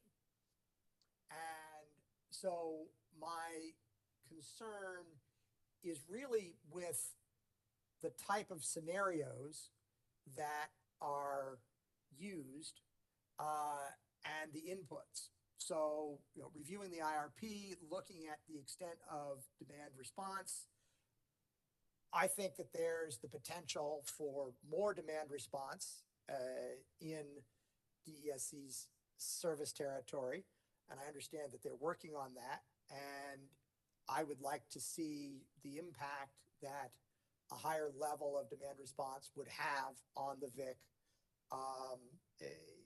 in later years. I think that there was some discussion of the limits of the model with regards to monthly settings and so forth. A lot of that is a bit technical, and so thinking about whether you have to set a value for an entire month versus on a shorter period. Those are things that I wouldn't throw out all of Guidehouse's analysis just because the model does things in a way that is perhaps a bit is something that you could refine in future models. I think the things that concern me are if the peaker replacement project is approved, how does that affect the VIC in the back end? If more demand response is available, what is the impact of that? If we figure out how to have better integration among southeastern utilities in a way that affects ancillary services costs, how does that affect the VIC? So my concern isn't with the model, it's with the scenarios that I think need to be further explored to set a VIC that's fair, that's going to extend for a 10-year period. So if I heard you correctly, it's not so much the model, and it's not so much that they did anything necessarily wrong with the model of modeling, but it comes down to inputs, or is there another way or a better way, or perhaps a different view of inputs? That's correct. I think it's about scenario design, right? Right. So I think that it's not just the assumptions, but it's how you organize them together that I think that there are some other plausible scenarios that should be explored. So would a possible path forward that may help that or improve that maybe be like for the IRP and maybe for the avoided cost too, is to have a more robust stakeholder, I guess, input and understanding of model inputs and hey, does this make sense to everyone? Yes, I think so. And, I recognize that it may be true that you'll never get everybody to agree. But there's certainly been times in my life when I've walked into a meeting being very, very confident of where I thought, modeling should go, where a robust discussion has caused me to say, okay, maybe there are some other scenarios that we should look at. And I think the value in these kind of stakeholder interactions isn't that you're going to get perfect consensus at the end. It's that you're going to be able to test your assumptions and scenario designs and hear alternatives that come from a different set of experiences than your own. Sounds like you and I were in some of the same stakeholder meetings, which we were not. I'm saying that, but my personal experience has been 100% of the time, you never have everyone agree on everything, but that's the point. Yeah. Then, is it good enough? Or can we disagree on this and come together and agree enough that we'll move this way, this path forward? So, thank you. Mr. Fielding, you've been very patient, and I have no more questions. Thank you. Thank you, Commissioner Caston. We've been going about an hour and a little over 45 minutes, so let's take a 15-minute break and return at, well, a little longer than 15 minutes. Let's return at 11:10, please. Thank you.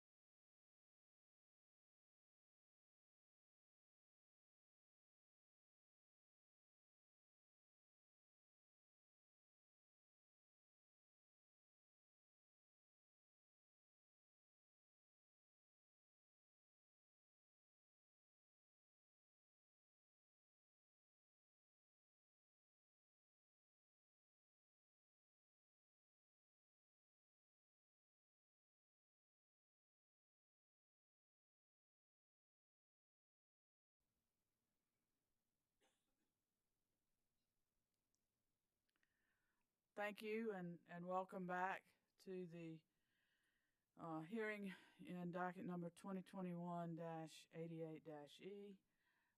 Let's take a roll call of commissioners, please. Present in the hearing room, we have Commissioners Thomas, Carolee Williams, and Belser. Appearing virtually, we have Commissioner Irvin, Commissioner Caston, and Commissioner Powers. We are continuing with witness Goulding. Mr. Goulding, are you on the line? I am. Can you hear me okay? Yes, sir, we can hear you fine. Hope you can hear us from the hearing room. We are still on commissioner questions. Commissioners, any further questions? Is that Commissioner Powers? Commissioner Powers, please go ahead. Thank you very much, and thank you, Mr. Goulding, both for your hard work and for your testimony. I've listened to it very carefully, and I guess waiting for some smoking gun to change some things, but don't know that I've heard that, but I have just a couple of questions. You had stated that you felt like there was no reason to make any changes to the not form that was being proposed, or not to accept the changes that were being offered. Do you have any changes that you would make to that form, the notice of commitment? No, I do not. Okay, good. There's also been a lot of back and forth as to whether or not, or how much time that you have operated under, which I realize you were asked to do a whole lot in a limited amount of time. And I've kind of had a question in the back of my mind. What would change in your work or in your recommendations if you had been given more time? That's a good question. I mean, work always expands to fill the time allotted to it. And conversely, sometimes when you have a tight deadline, you allocate the resources that are required to get it done. So I think it would have been nice to have had a bit more time. I'm not convinced it would change the conclusions. I don't believe that the mandate was to calculate an independent VIC. To do that, we would have had to have done substantial modeling, and I think we would have needed much more time than we were allotted. But absent that particular question, if the mandate had been to calculate an independent VIC, we would have needed more time. But I think otherwise, I don't believe that our conclusions would have changed significantly. And as I think you responded to Commissioner Caston, you still think the VIC, that we should pursue that and have that done as soon as possible? Yes, I do. Okay. The other thing I think Commissioner Caston was asking you about, and it's come up, and I would say my favorite subject in college was probability and statistics. And I know the longer out your forecast, the less likely the forecast is going to be accurate. With all the things that have happened recently between the storms in the south and in the north, as far as gas prices, I think one of the things you said was that you felt like the gas price, that recommendation or that conclusion you agreed with somewhat. Through the recent storms and different things that we dealt with just in the last few weeks, what do you see? Do you see a change in a gas forecast, or what do you see as prices that are going? Well, it's an excellent question. And I think that the main driver for long-term gas prices in the U.S. is the extent to which those engaged in the business of gas production maintain capital discipline, right? because the question is not whether there is enough gas in the ground. It's how fast are we going to produce it consistent with then prevailing environmental regulations. And what had happened for a long period of time, really up until this past year, is that investors were throwing lots and lots of money at natural gas, and every time the natural gas price popped up above $3, eventually it got beaten down again, because people would go out and drill more. And so if we see continued capital discipline, then I think that natural gas prices are probably going to break out of that sort of $1 to $2.50 range. And I'm speaking of dollars per MMBTU at Henry Hub. And they're going to find a new level.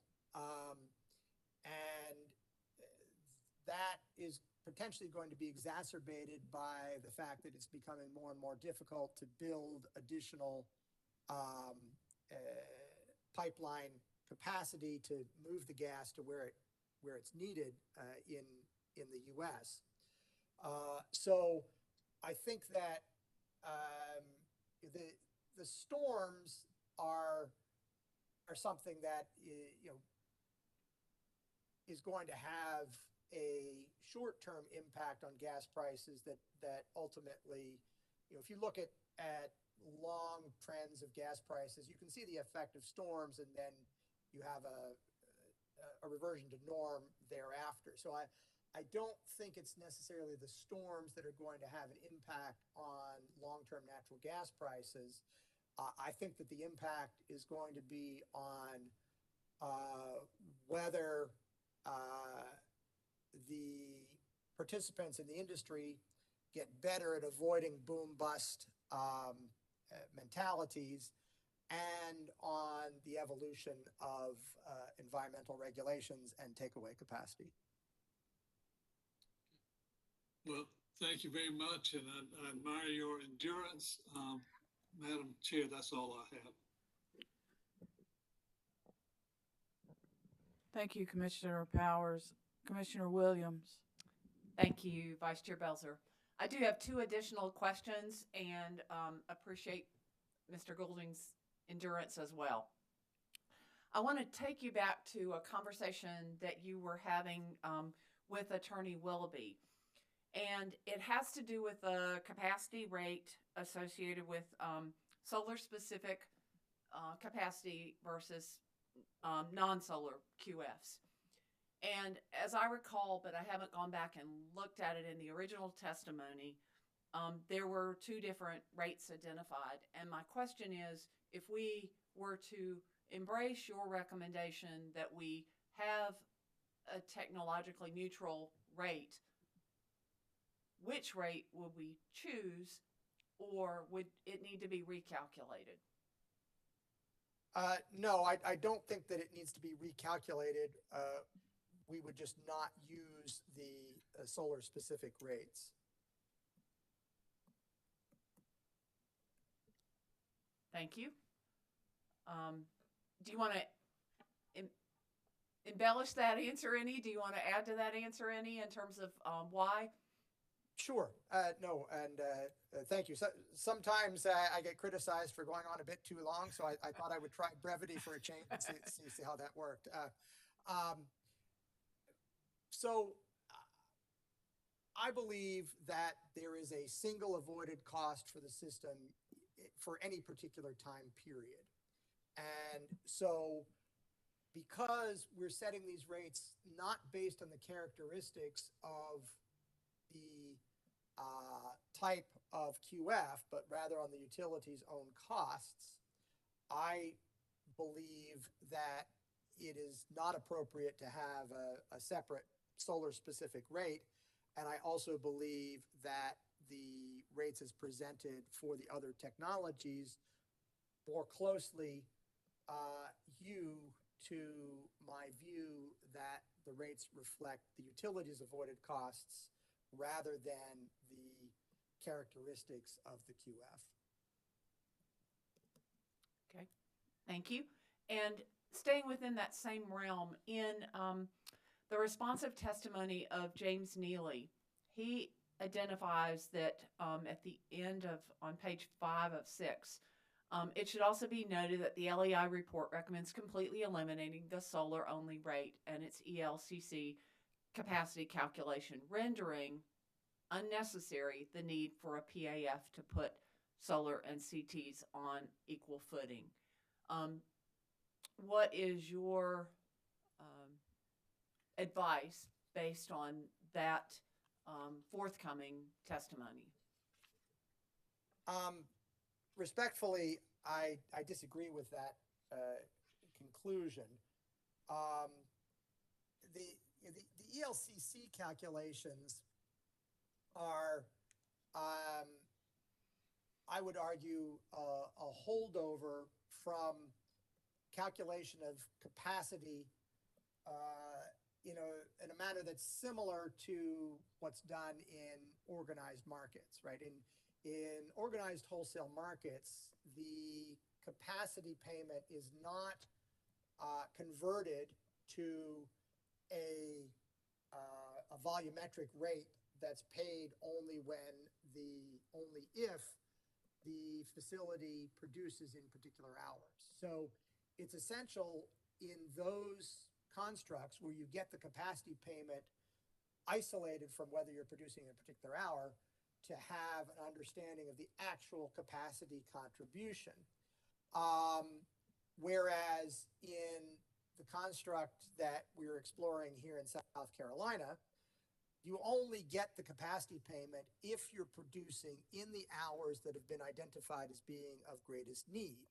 And those are a relatively narrow set of hours.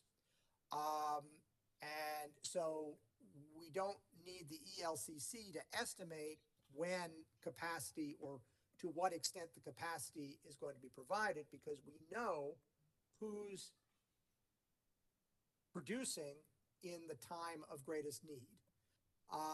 And so the arrangements in South Carolina actually convert capacity to a volumetric charge that is very targeted.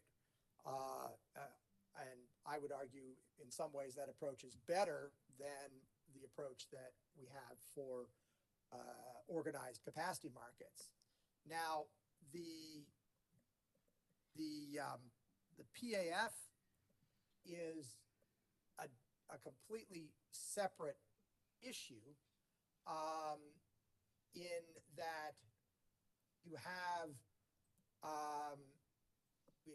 when we think about the revenue requirement for a peaking facility, that if the utility goes out and they build a peaker, they have an annual revenue requirement. They receive that revenue requirement regardless of when that unit runs. And I'm not suggesting that that's a gift to the utility, right? The utility has to act in deploying good utility practices. That's just the way the revenue requirement works. You would doubtless have an investigation if after the fact, none of the peaking facilities showed up when you expected them. But ultimately, because we're not guaranteeing the QF anything, right? We're saying, look, you only get paid if you show up. We have to make sure that they have the reasonable opportunity, not the guarantee, to earn not their revenue requirement, but to earn the avoided cost of what they're replacing. And so the PAF is simply a way of making sure that the hourly payment is consistent with the avoided costs. So I see these as being two completely separate issues. I acknowledge that they're a bit complex, but I see them as being separate. I do not believe that eliminating the ELCC calculation or ignoring the ELCC calculation means that you should also ignore the PAF. Thank you very much. I appreciate that, and no further questions. Thank you, Commissioner Williams. Commissioners, any further questions? Hearing none. Parties, any questions limited to responses to Commissioner questions? Madam Chair, this is John Burns from CCBA. Yes, sir. Please go ahead. Very limited here. I have two brief lines of questions for a very patient witness. Mr. Goulding, thank you for your time today. This is, by the way, for the court reporter, this is John Burns for CCBA. Avoided cost rates proposed by Dominion are for avoided energy and capacity. Is that right? Yes. And Dominion, in its proposal, proposed a VIC charge that is not an avoided energy or capacity rate. Is that right? That's correct. I'm going to briefly show you, share my screen and show you a page from the filing by Dominion. Can you see that? It should say monthly rate for solar qualifying facilities. Yes. Madam Chair, is that visible in the room? It could be larger if possible. I'll give it a shot. So this is page 3 from the proposal, and it has an energy credit rate, a capacity credit rate, which are payments made from the company to the seller, and then a VIC, which is a payment made from the seller to the company. Is that right? Correct. Okay. And Act 62 explicitly directs this commission to consider prohibiting a charge like the third charge here, which is a charge for offsetting solar integration, doesn't it? Yes, I don't have the statute in front of me, but I think the words are something like consider. I can pull that up, and what we're looking at is 58-41-20 E3B. You love how legislators write things, but in establishing a standard offer and form contract power purchase agreements, the commission shall consider whether such power purchase agreements should prohibit any of the following, and B is the electrical utility reducing the price paid to the small power producer based on costs incurred by the electrical utility to respond to the intermittent nature of electrical generation by the small power producer. Did I read that correctly? Yes. And that would be essentially a VIC, right? Yes. And so it's true, isn't it, that the Act treats differently integration costs very differently from avoided cost rates, doesn't it? What I would say is that this provision is a matter of public policy, the extent to which you're thinking about the cost of integration from a cost causation standpoint, whether that's something that, because customers broadly enjoy the benefits of zero emitting resources, whether all customers should pay them, or whether those costs are caused by the resources themselves and should be paid for by those particular resources. So I believe that the Act sets out a direction to consider a public policy question related to cost causation. I apologize. I know that's a longer answer than perhaps you were looking for. No, that's okay. That's why you get to answer and I get to ask. So that's fine. Thank you. Now, in response to some of the commissioner's questions, you made an analogy about changing I'm going to stop sharing so that we can talk more easily. Analogy about Mr. Burgess suggesting changes to the VIC charge was like pulling a thread on a quilt. Do you recall that analogy that you made? Yes, I meant that specific to the package, to the modeling associated directly with the VIC, rather than with the addition of capacity energy and the VIC. So I just want to be clear about. But LEI, in this case, did a thorough and quantitative analysis of the avoided energy and capacity rates suggested by Dominion, didn't it? Yes. And you've made some very specific recommendations on changes that the commission should consider on those rates. Yes. All right. So in other words, LEI pulled some strings, but you don't believe that the quilt falls apart when you do that, correct? Well, first of all, we didn't pull strings out of the energy-related quilt. We don't believe that we did. And with regards to the capacity charges, we actually built a model.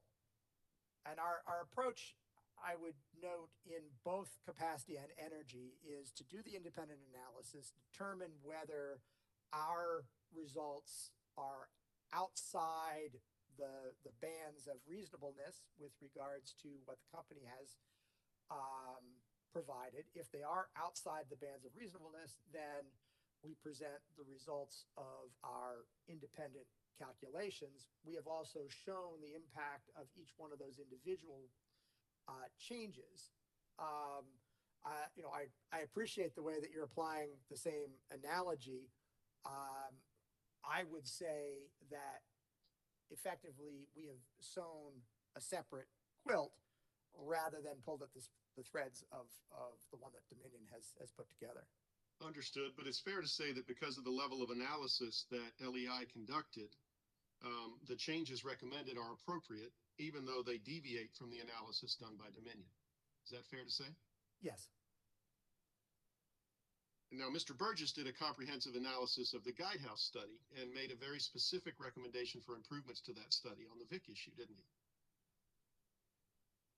Yes, I would characterize his review as a form of peer review in terms of identifying issues.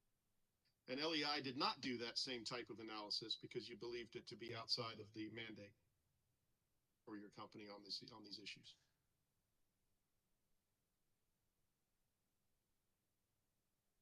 I think that the analysis that we did, and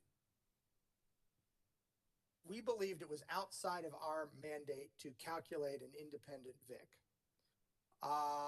We believed that our mandate was to read all of the associated testimony and come to an opinion. And our opinion was that we didn't feel that the various changes should be addressed in isolation, that they should be addressed in the context of a stakeholder-driven, independent modeling review. And so that, I believe, recommendation was consistent with our mandate. We can discuss independently, each thing that Witness Burgess put forth, but our concern is that in discussing them in isolation, there may be other sets of assumptions that would need to be reviewed as well. And so that's why we were leery of trying to do a point-by-point response to all of Witness Burgess's points. Thank you. But it's not your position that the commission can't or shouldn't consider the recommendations in the analysis of Mr. Burgess, is it? I think it would be arrogant of me as a witness to try and direct the commission as to what they should or shouldn't take into account. Thank you very much. No further questions. Thank you, Mr. Burns. Any further questions? Yes, Vice Chair Belzer, this is Emma Clancy. I do just have one narrow question. Go ahead, Ms. Clancy. Great, thank you. Morning, Mr. Goulding. I just have one quick question for you. In response to Commissioner Power's question, you noted that storms will likely only have short-term impacts on gas prices. But isn't it true that short-term fluctuations that may result from these recent storms would impact the long-term forecast under Dominion's approach because those current prices are carried forward under the escalation rate? Well, bear in mind that I believe their methodology also uses the forwards.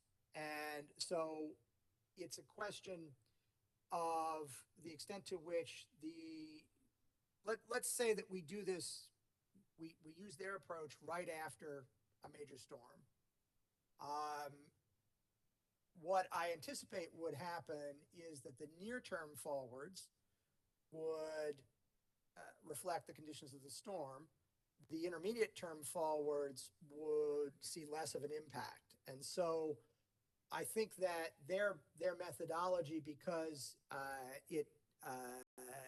as I recall, isn't just using 1 year of forwards, but is using more than 1 year. I think that the impact of the storms would ultimately be muted. Thank you. That's all I have. Vice Chair Belzer. Thank you, Ms. Clancy. Further questions? Mr. Goulding, thank you for your report. Thank you for your patience with all of us over the last day and a half or since yesterday. We appreciate the work that you've done and the matters to consider with all the other evidence in the record.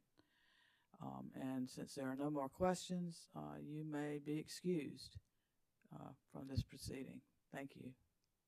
Thank you for the opportunity to speak with you. Okay, let's see. Where's my list?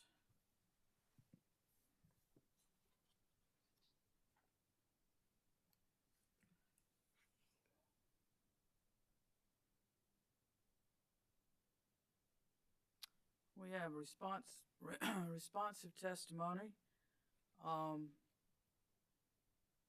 Dominion Energy, are you prepared to go forward?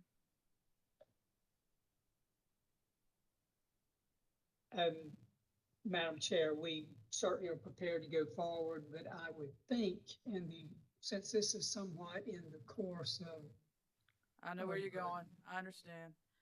We would think we would be permitted to be last. I agree. Let's see, I've got two different lists that have been prepared, and in the order that we proceeded last time, in the August hearing, where interveners, I believe, were listed upon the date of their intervention, we would get to Johnson Development has no responsive testimony. The Department of Consumer Affairs has no responsive testimony. So Carolina Clean Energy Business Association, are you prepared to present your witness? We are, Madam Chair. Okay, please go ahead. This is John Burns for CC, but we call Mr. Burgess, Ed Burgess. Hi, good morning. Good morning, Mr. Burgess. Madam Chair, does Mr. Burgess need to be sworn since this is a separate part of the proceeding, or is he? Let's err on the side of caution and thank you. And swear Mr. Burgess this morning. Madam Court Reporter, can you handle that for us? Would you please raise your right hand?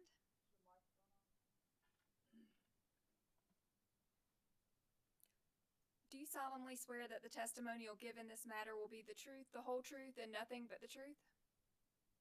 Yes, I do. Thank you. Good morning, Mr. Burgess, or I guess it's still morning by a couple of minutes for us. It's very much morning for you. Appreciate you being here. Are you the same Edward Burgess who has testified previously in this case? Yes, I am. And did you prepare or cause to be prepared responsive testimony consisting of 7 pages? Yes, I did. Do you have any changes or corrections to that testimony? Not at this time. If I asked you the same questions that were in that submitted testimony today, would your answers be the same? Yes, they would. Madam Chairman, I'd like to move Mr. Burgess's responsive testimony into the record as if given orally from the stand. Mr. Burgess's responsive testimony will be entered into the record as if given orally from the stand. Mr. Burgess, was there also an exhibit attached to your testimony? Yes, I believe there was. And exhibit A or exhibit, I will have to clarify the record shortly. I think it's EB1, but if need be, I'll clarify the record later. Did you prepare that exhibit that was submitted? Yes. Do you have any changes or corrections to that exhibit? No, I do not. All right. Madam Chair, I would ask to move the exhibit attached to Mr. Burgess's responsive testimony into the record. Mr. Burgess's Exhibit EB1 that was filed with the Commission on October 8th will be entered into the marked for identification as hearing Exhibit 17 and accepted into the evidence of this case. Thank you, Madam Chair. And if I misspoke on that document reference, I'll make sure I clarify it for the record. But Mr. Burgess, did you prepare a summary of your testimony? Yes, I did. Would you please present your summary to the Commission? Sure. Good morning, Commissioners. In my responsive testimony, I provide an assessment of LEI's analysis and conclusions regarding the VIC component of DESC's avoided cost calculations. My key findings can be summarized as follows. Number one, LEI did not conduct a thorough independent evaluation to assess the credibility of the VIC component of DESC's avoided cost calculations. Similarly, it did not evaluate any of the analysis that CCBA presented, even when provided a chance to do so recently through the discovery process. Instead, LEI simply recited conflicting statements from different witnesses and presented no original analysis. Two, LEI's final recommendation was to defer setting a fixed VIC until another independent study can be completed, which may take at least a year. Until then, LEI suggested setting a fixed VIC equal to DESC's original proposal or a continuation of the current interim VIC. Under LEI's recommendations, QF developers will be held hostage to either A, continued commercial uncertainty from the interim VIC, which has stalled QF development, or B, the exaggerated VIC charge that DESC originally proposed, despite deficiencies in the supporting analysis acknowledged by multiple parties. Despite its lack of analysis, LEI's report suggests that a fixed VIC of $1.80 per megawatt hour is acceptable, since it is roughly similar to others in the region, including Duke's. This ignores the fact that the VIC calculations can vary widely depending on the exact methodology and system being examined. It also ignores the fact that Duke's charge was the result of a settlement agreement which stated that it will, quote, will not constitute a precedent or evidence of acceptable practice in future proceedings. 4, LEI's lack of analysis regarding the VIC may also have fell short of the statutory requirements required by Act 62. And 5, finally, LEI suggests that waiting for another independent analysis is acceptable because a small percentage of annual fill costs ultimately charged to ratepayers is at stake. Indeed, I find that the potential ratepayer impact of adopting a VIC closer to the correct value, based on my recommendations for hourly waiting, could be on the order of about 6 cents per month. By contrast, setting a VIC that is excessively high would likely continue to stymie the market for QF projects in DESC's service territory in contravention of Act 62. That concludes my summary.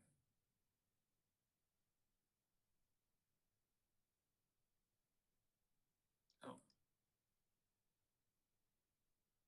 I'm sorry, I'm not sure if I can hear you, Mr. Burns. I'm not sure. Sorry, I was muted. Okay. Thank you, Mr. Burgess. Madam Chair, we'll now tender the witness for cross-examination and commissioner questions. I would, though, like to recommend to Mr. Burgess that he slow down a bit in his delivery because just so that we can all hear him over the network. Thank you, and we tender the witness. Thank you, Mr. Burns. Johnson Development Associates. No, ma'am, no questions from Johnson. South Carolina Department of Consumer Affairs. No questions from the department. Thank you. Pine Gate Renewables. No questions. Thank you. South Carolina Coastal Conservation League and Southern Alliance for Clean Energy. No questions. Thank you. Office of Regulatory Staff, No questions from ORS, Madam Vice Chairman. Thank you. Dominion Energy, No questions, Madam Chair. Commissioners,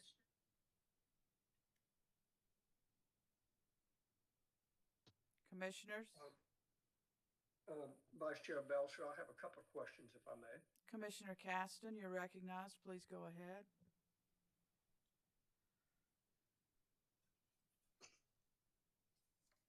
It's still morning here, so good morning, Mr. Burgess. Good morning. I trust you can hear me well. Yes, I can. Did you review the Commission Order 2021-520, the order relative to the third-party consultant scope of work and related deadlines? I don't know if I did review that order, but I presume that's related to LEI's scope of work.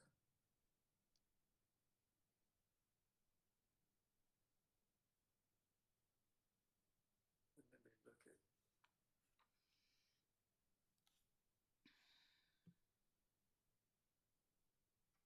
I guess looking at page 2, line 2 of your responsive testimony, where you say it appears that LEI viewed such a detailed analysis of a BIC to be outside of its scope of work.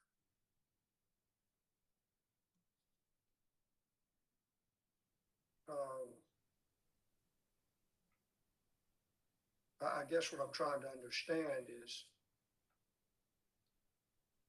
if you didn't review what that scope of work was, how are you certain what was outside or inside the scope of work? Right. So that was based upon my understanding, both from reviewing what was in the statute in Act 62, but also the responses that LEA provided to us or to CCBA through discovery in talking about, you know, where they mentioned specifically what they believed their mandate was, and they talked specifically about how the VIC, you know, was not part of the avoided cost, and therefore, you know, they didn't, you know, consider it to be, you know, as much a part of the avoided cost methodologies and calculations that they were mandated to review. Now, they did review to some extent the VIC, but, you know, I didn't necessarily think that their review was perhaps as detailed and as thorough as it was for the other components of the VIC or of the avoided costs, like the energy and the capacity. And part of the reason for my believing that is, you know, their subsequent responses through discovery, you know, where we asked much more detailed questions about, you know, did you review this spreadsheet or, you know, this formula within the spreadsheet or the calculations that Dominion did here or that CCBA did in another place. Basically, their responses were almost non-responses. There was no indication that they had taken that sort of very, you know, taken a microscope to the actual underlying analysis and looked at it in close detail. Now, maybe they did a more cursory kind of review just to see if something was there, but it wasn't clear from those responses that they had done that thorough review. Okay.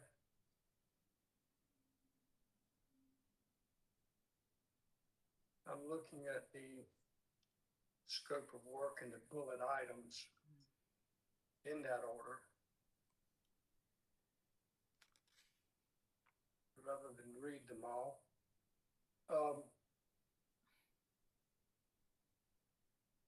From your responsive testimony and looking at page 2 and page 1,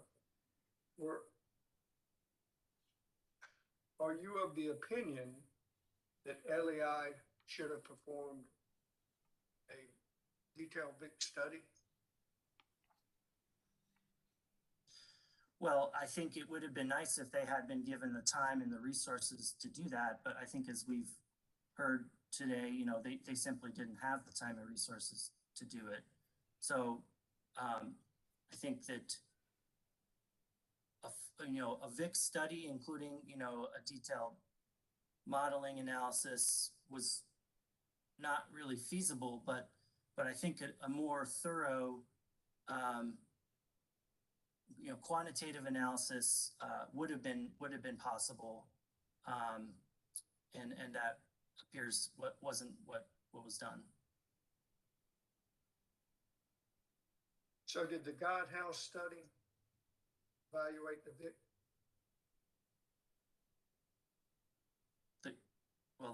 The Guidehouse study did, purports to be an analysis of the VIC and presents that as is. I mean, we've obviously made critiques of that study and also performed our own analysis on the results of that study that are different, but it is one set of analysis on a VIC. That was in essence the purpose of the Guidehouse study, correct? Yes. Mm-hmm. Are you familiar with South Carolina Code Section 58-37-68, which basically, and I think this has been discussed in previous testimony, Commission and the Office of Regulatory Staff are authorized to initiate an independent study to evaluate the integration of renewable energy, emerging technologies, and so forth. Are you familiar with that particular section?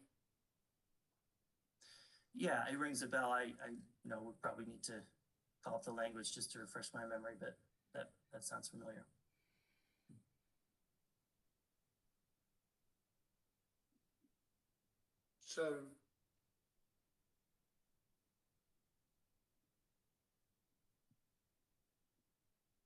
So I guess, do you agree that a more detailed, independent study of the variable integration cost should be performed? I think it should be and probably should have been. I think that I participated in the 2019 avoided cost proceeding, and I think everybody's expectation at that time was that by this point today, we would have had that study completed. We wouldn't sort of be in this situation where we're having to decide whether or not to do it. But given that it hasn't been done, I think it's worth doing. But as I stated, I don't think that we need to wait for that study. I think the commission has enough information before it to make some definitive decisions on the VIC, including a fixed VIC charge, for certain QFs, and then we can have that study be done, and perhaps that feeds into sort of the next avoided cost cycle, or it's updated at that time. Okay. So you do believe we need to get the study done and use the information that is in the current proceeding to proceed with an interim VIC or a fixed VIC? Correct? Right, and I strongly urge the commission to consider a fixed VIC at this point in time. We've had the interim for a number of years. That's caused a lot of consternation and uncertainty for the QF developers, and I think that it's time to sort of move past that.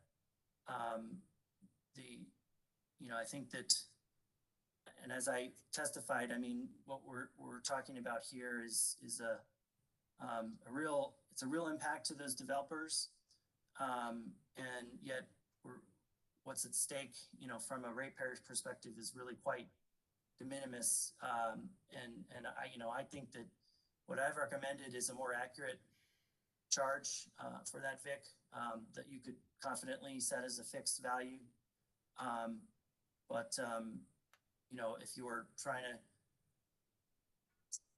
maybe set one that's a little higher, just to err on some side of caution, even if it's, higher than the accurate value, then you're not really providing much benefit to customers anyways. Understand. Thank you, Mr. Burgess. I have no more questions. Thank you, Commissioner Caston. Commissioner Williams? Thank you, Vice Chair Belzer. Mr. Burgess, you made some references to the impact of the current VIC on the amount of utility scale solar that we have seen adopted recently in South Carolina. Is that your expertise? And if so, would you talk more about that statement? Are you referring to the fact that there's just been sort of very little development of QF solar in the last couple of years? Exactly. Right. Yeah. I think that there's probably a number of factors that feed into that lack of development, but I think one that looms very large in my mind, and I think probably a lot of developers' minds and a lot of project financiers' minds, is that uncertainty associated with the VIC charge. The fact that it's subject to true up, whereas I believe, and probably a lot of others believe, that there's a good chance that it could go down. Just the fact that it's not a certainty, does mean that there's a risk factor out there. If you're thinking about financing a project and maybe you're not all that familiar with South Carolina and the commission, and you're trying to figure out what are all the things that could go wrong with this project, then you're looking at that and saying, well, I don't really know what's going to happen, so it's a risk to me. So I think that's a major issue that's probably stalling projects from moving forward. And to the extent that there can be more certainty, I think that would likely help to alleviate that sort of logjam. Mr. Burgess, I understand that in a general perspective and common sense kind of perspective. And forgive me,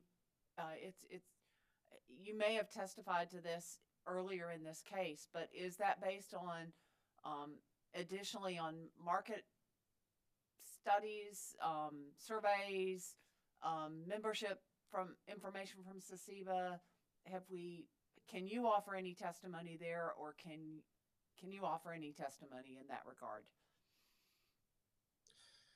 What I can say is that I have had conversations with developers who have been interested in developing projects in South Carolina, and they've made it clear that they have run into challenges with financing their projects for this very reason, and they were having some of the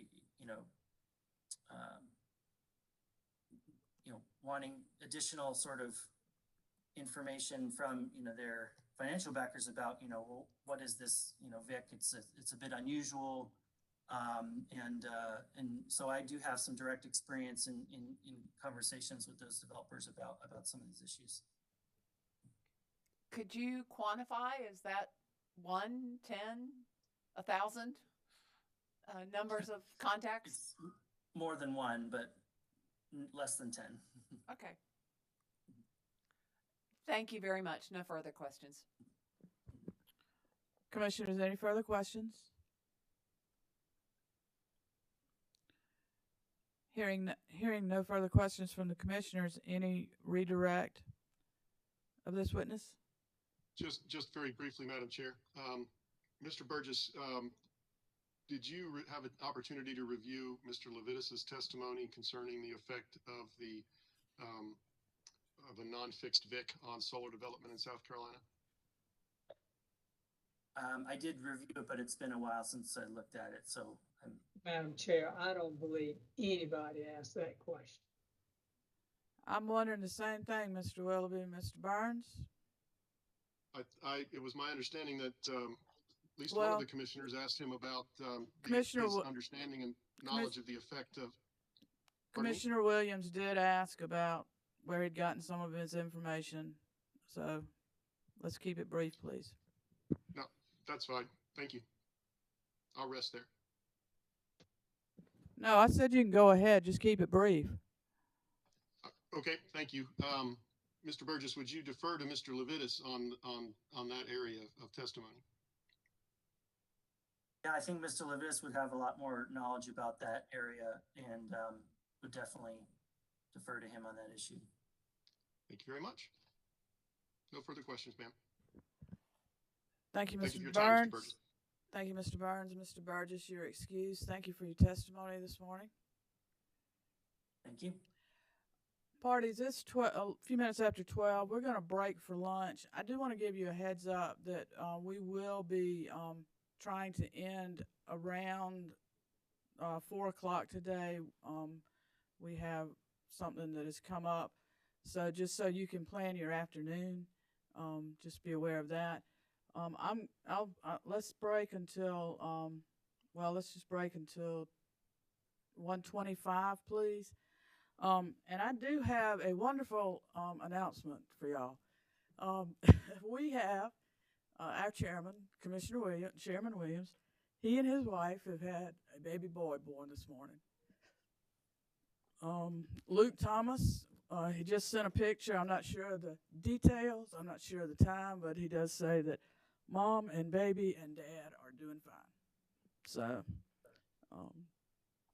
please keep them. Congratulations. There are a lot of smiles here in the hearing room. I don't know about out there. So, thank you. There are lots of smiles. That's a great story and great news to go into this lunchtime period.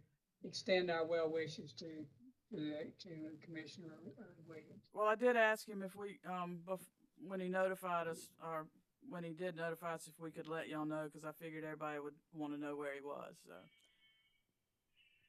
I think anyway, parties, we will adjourn or recess until 1:25. Thank you.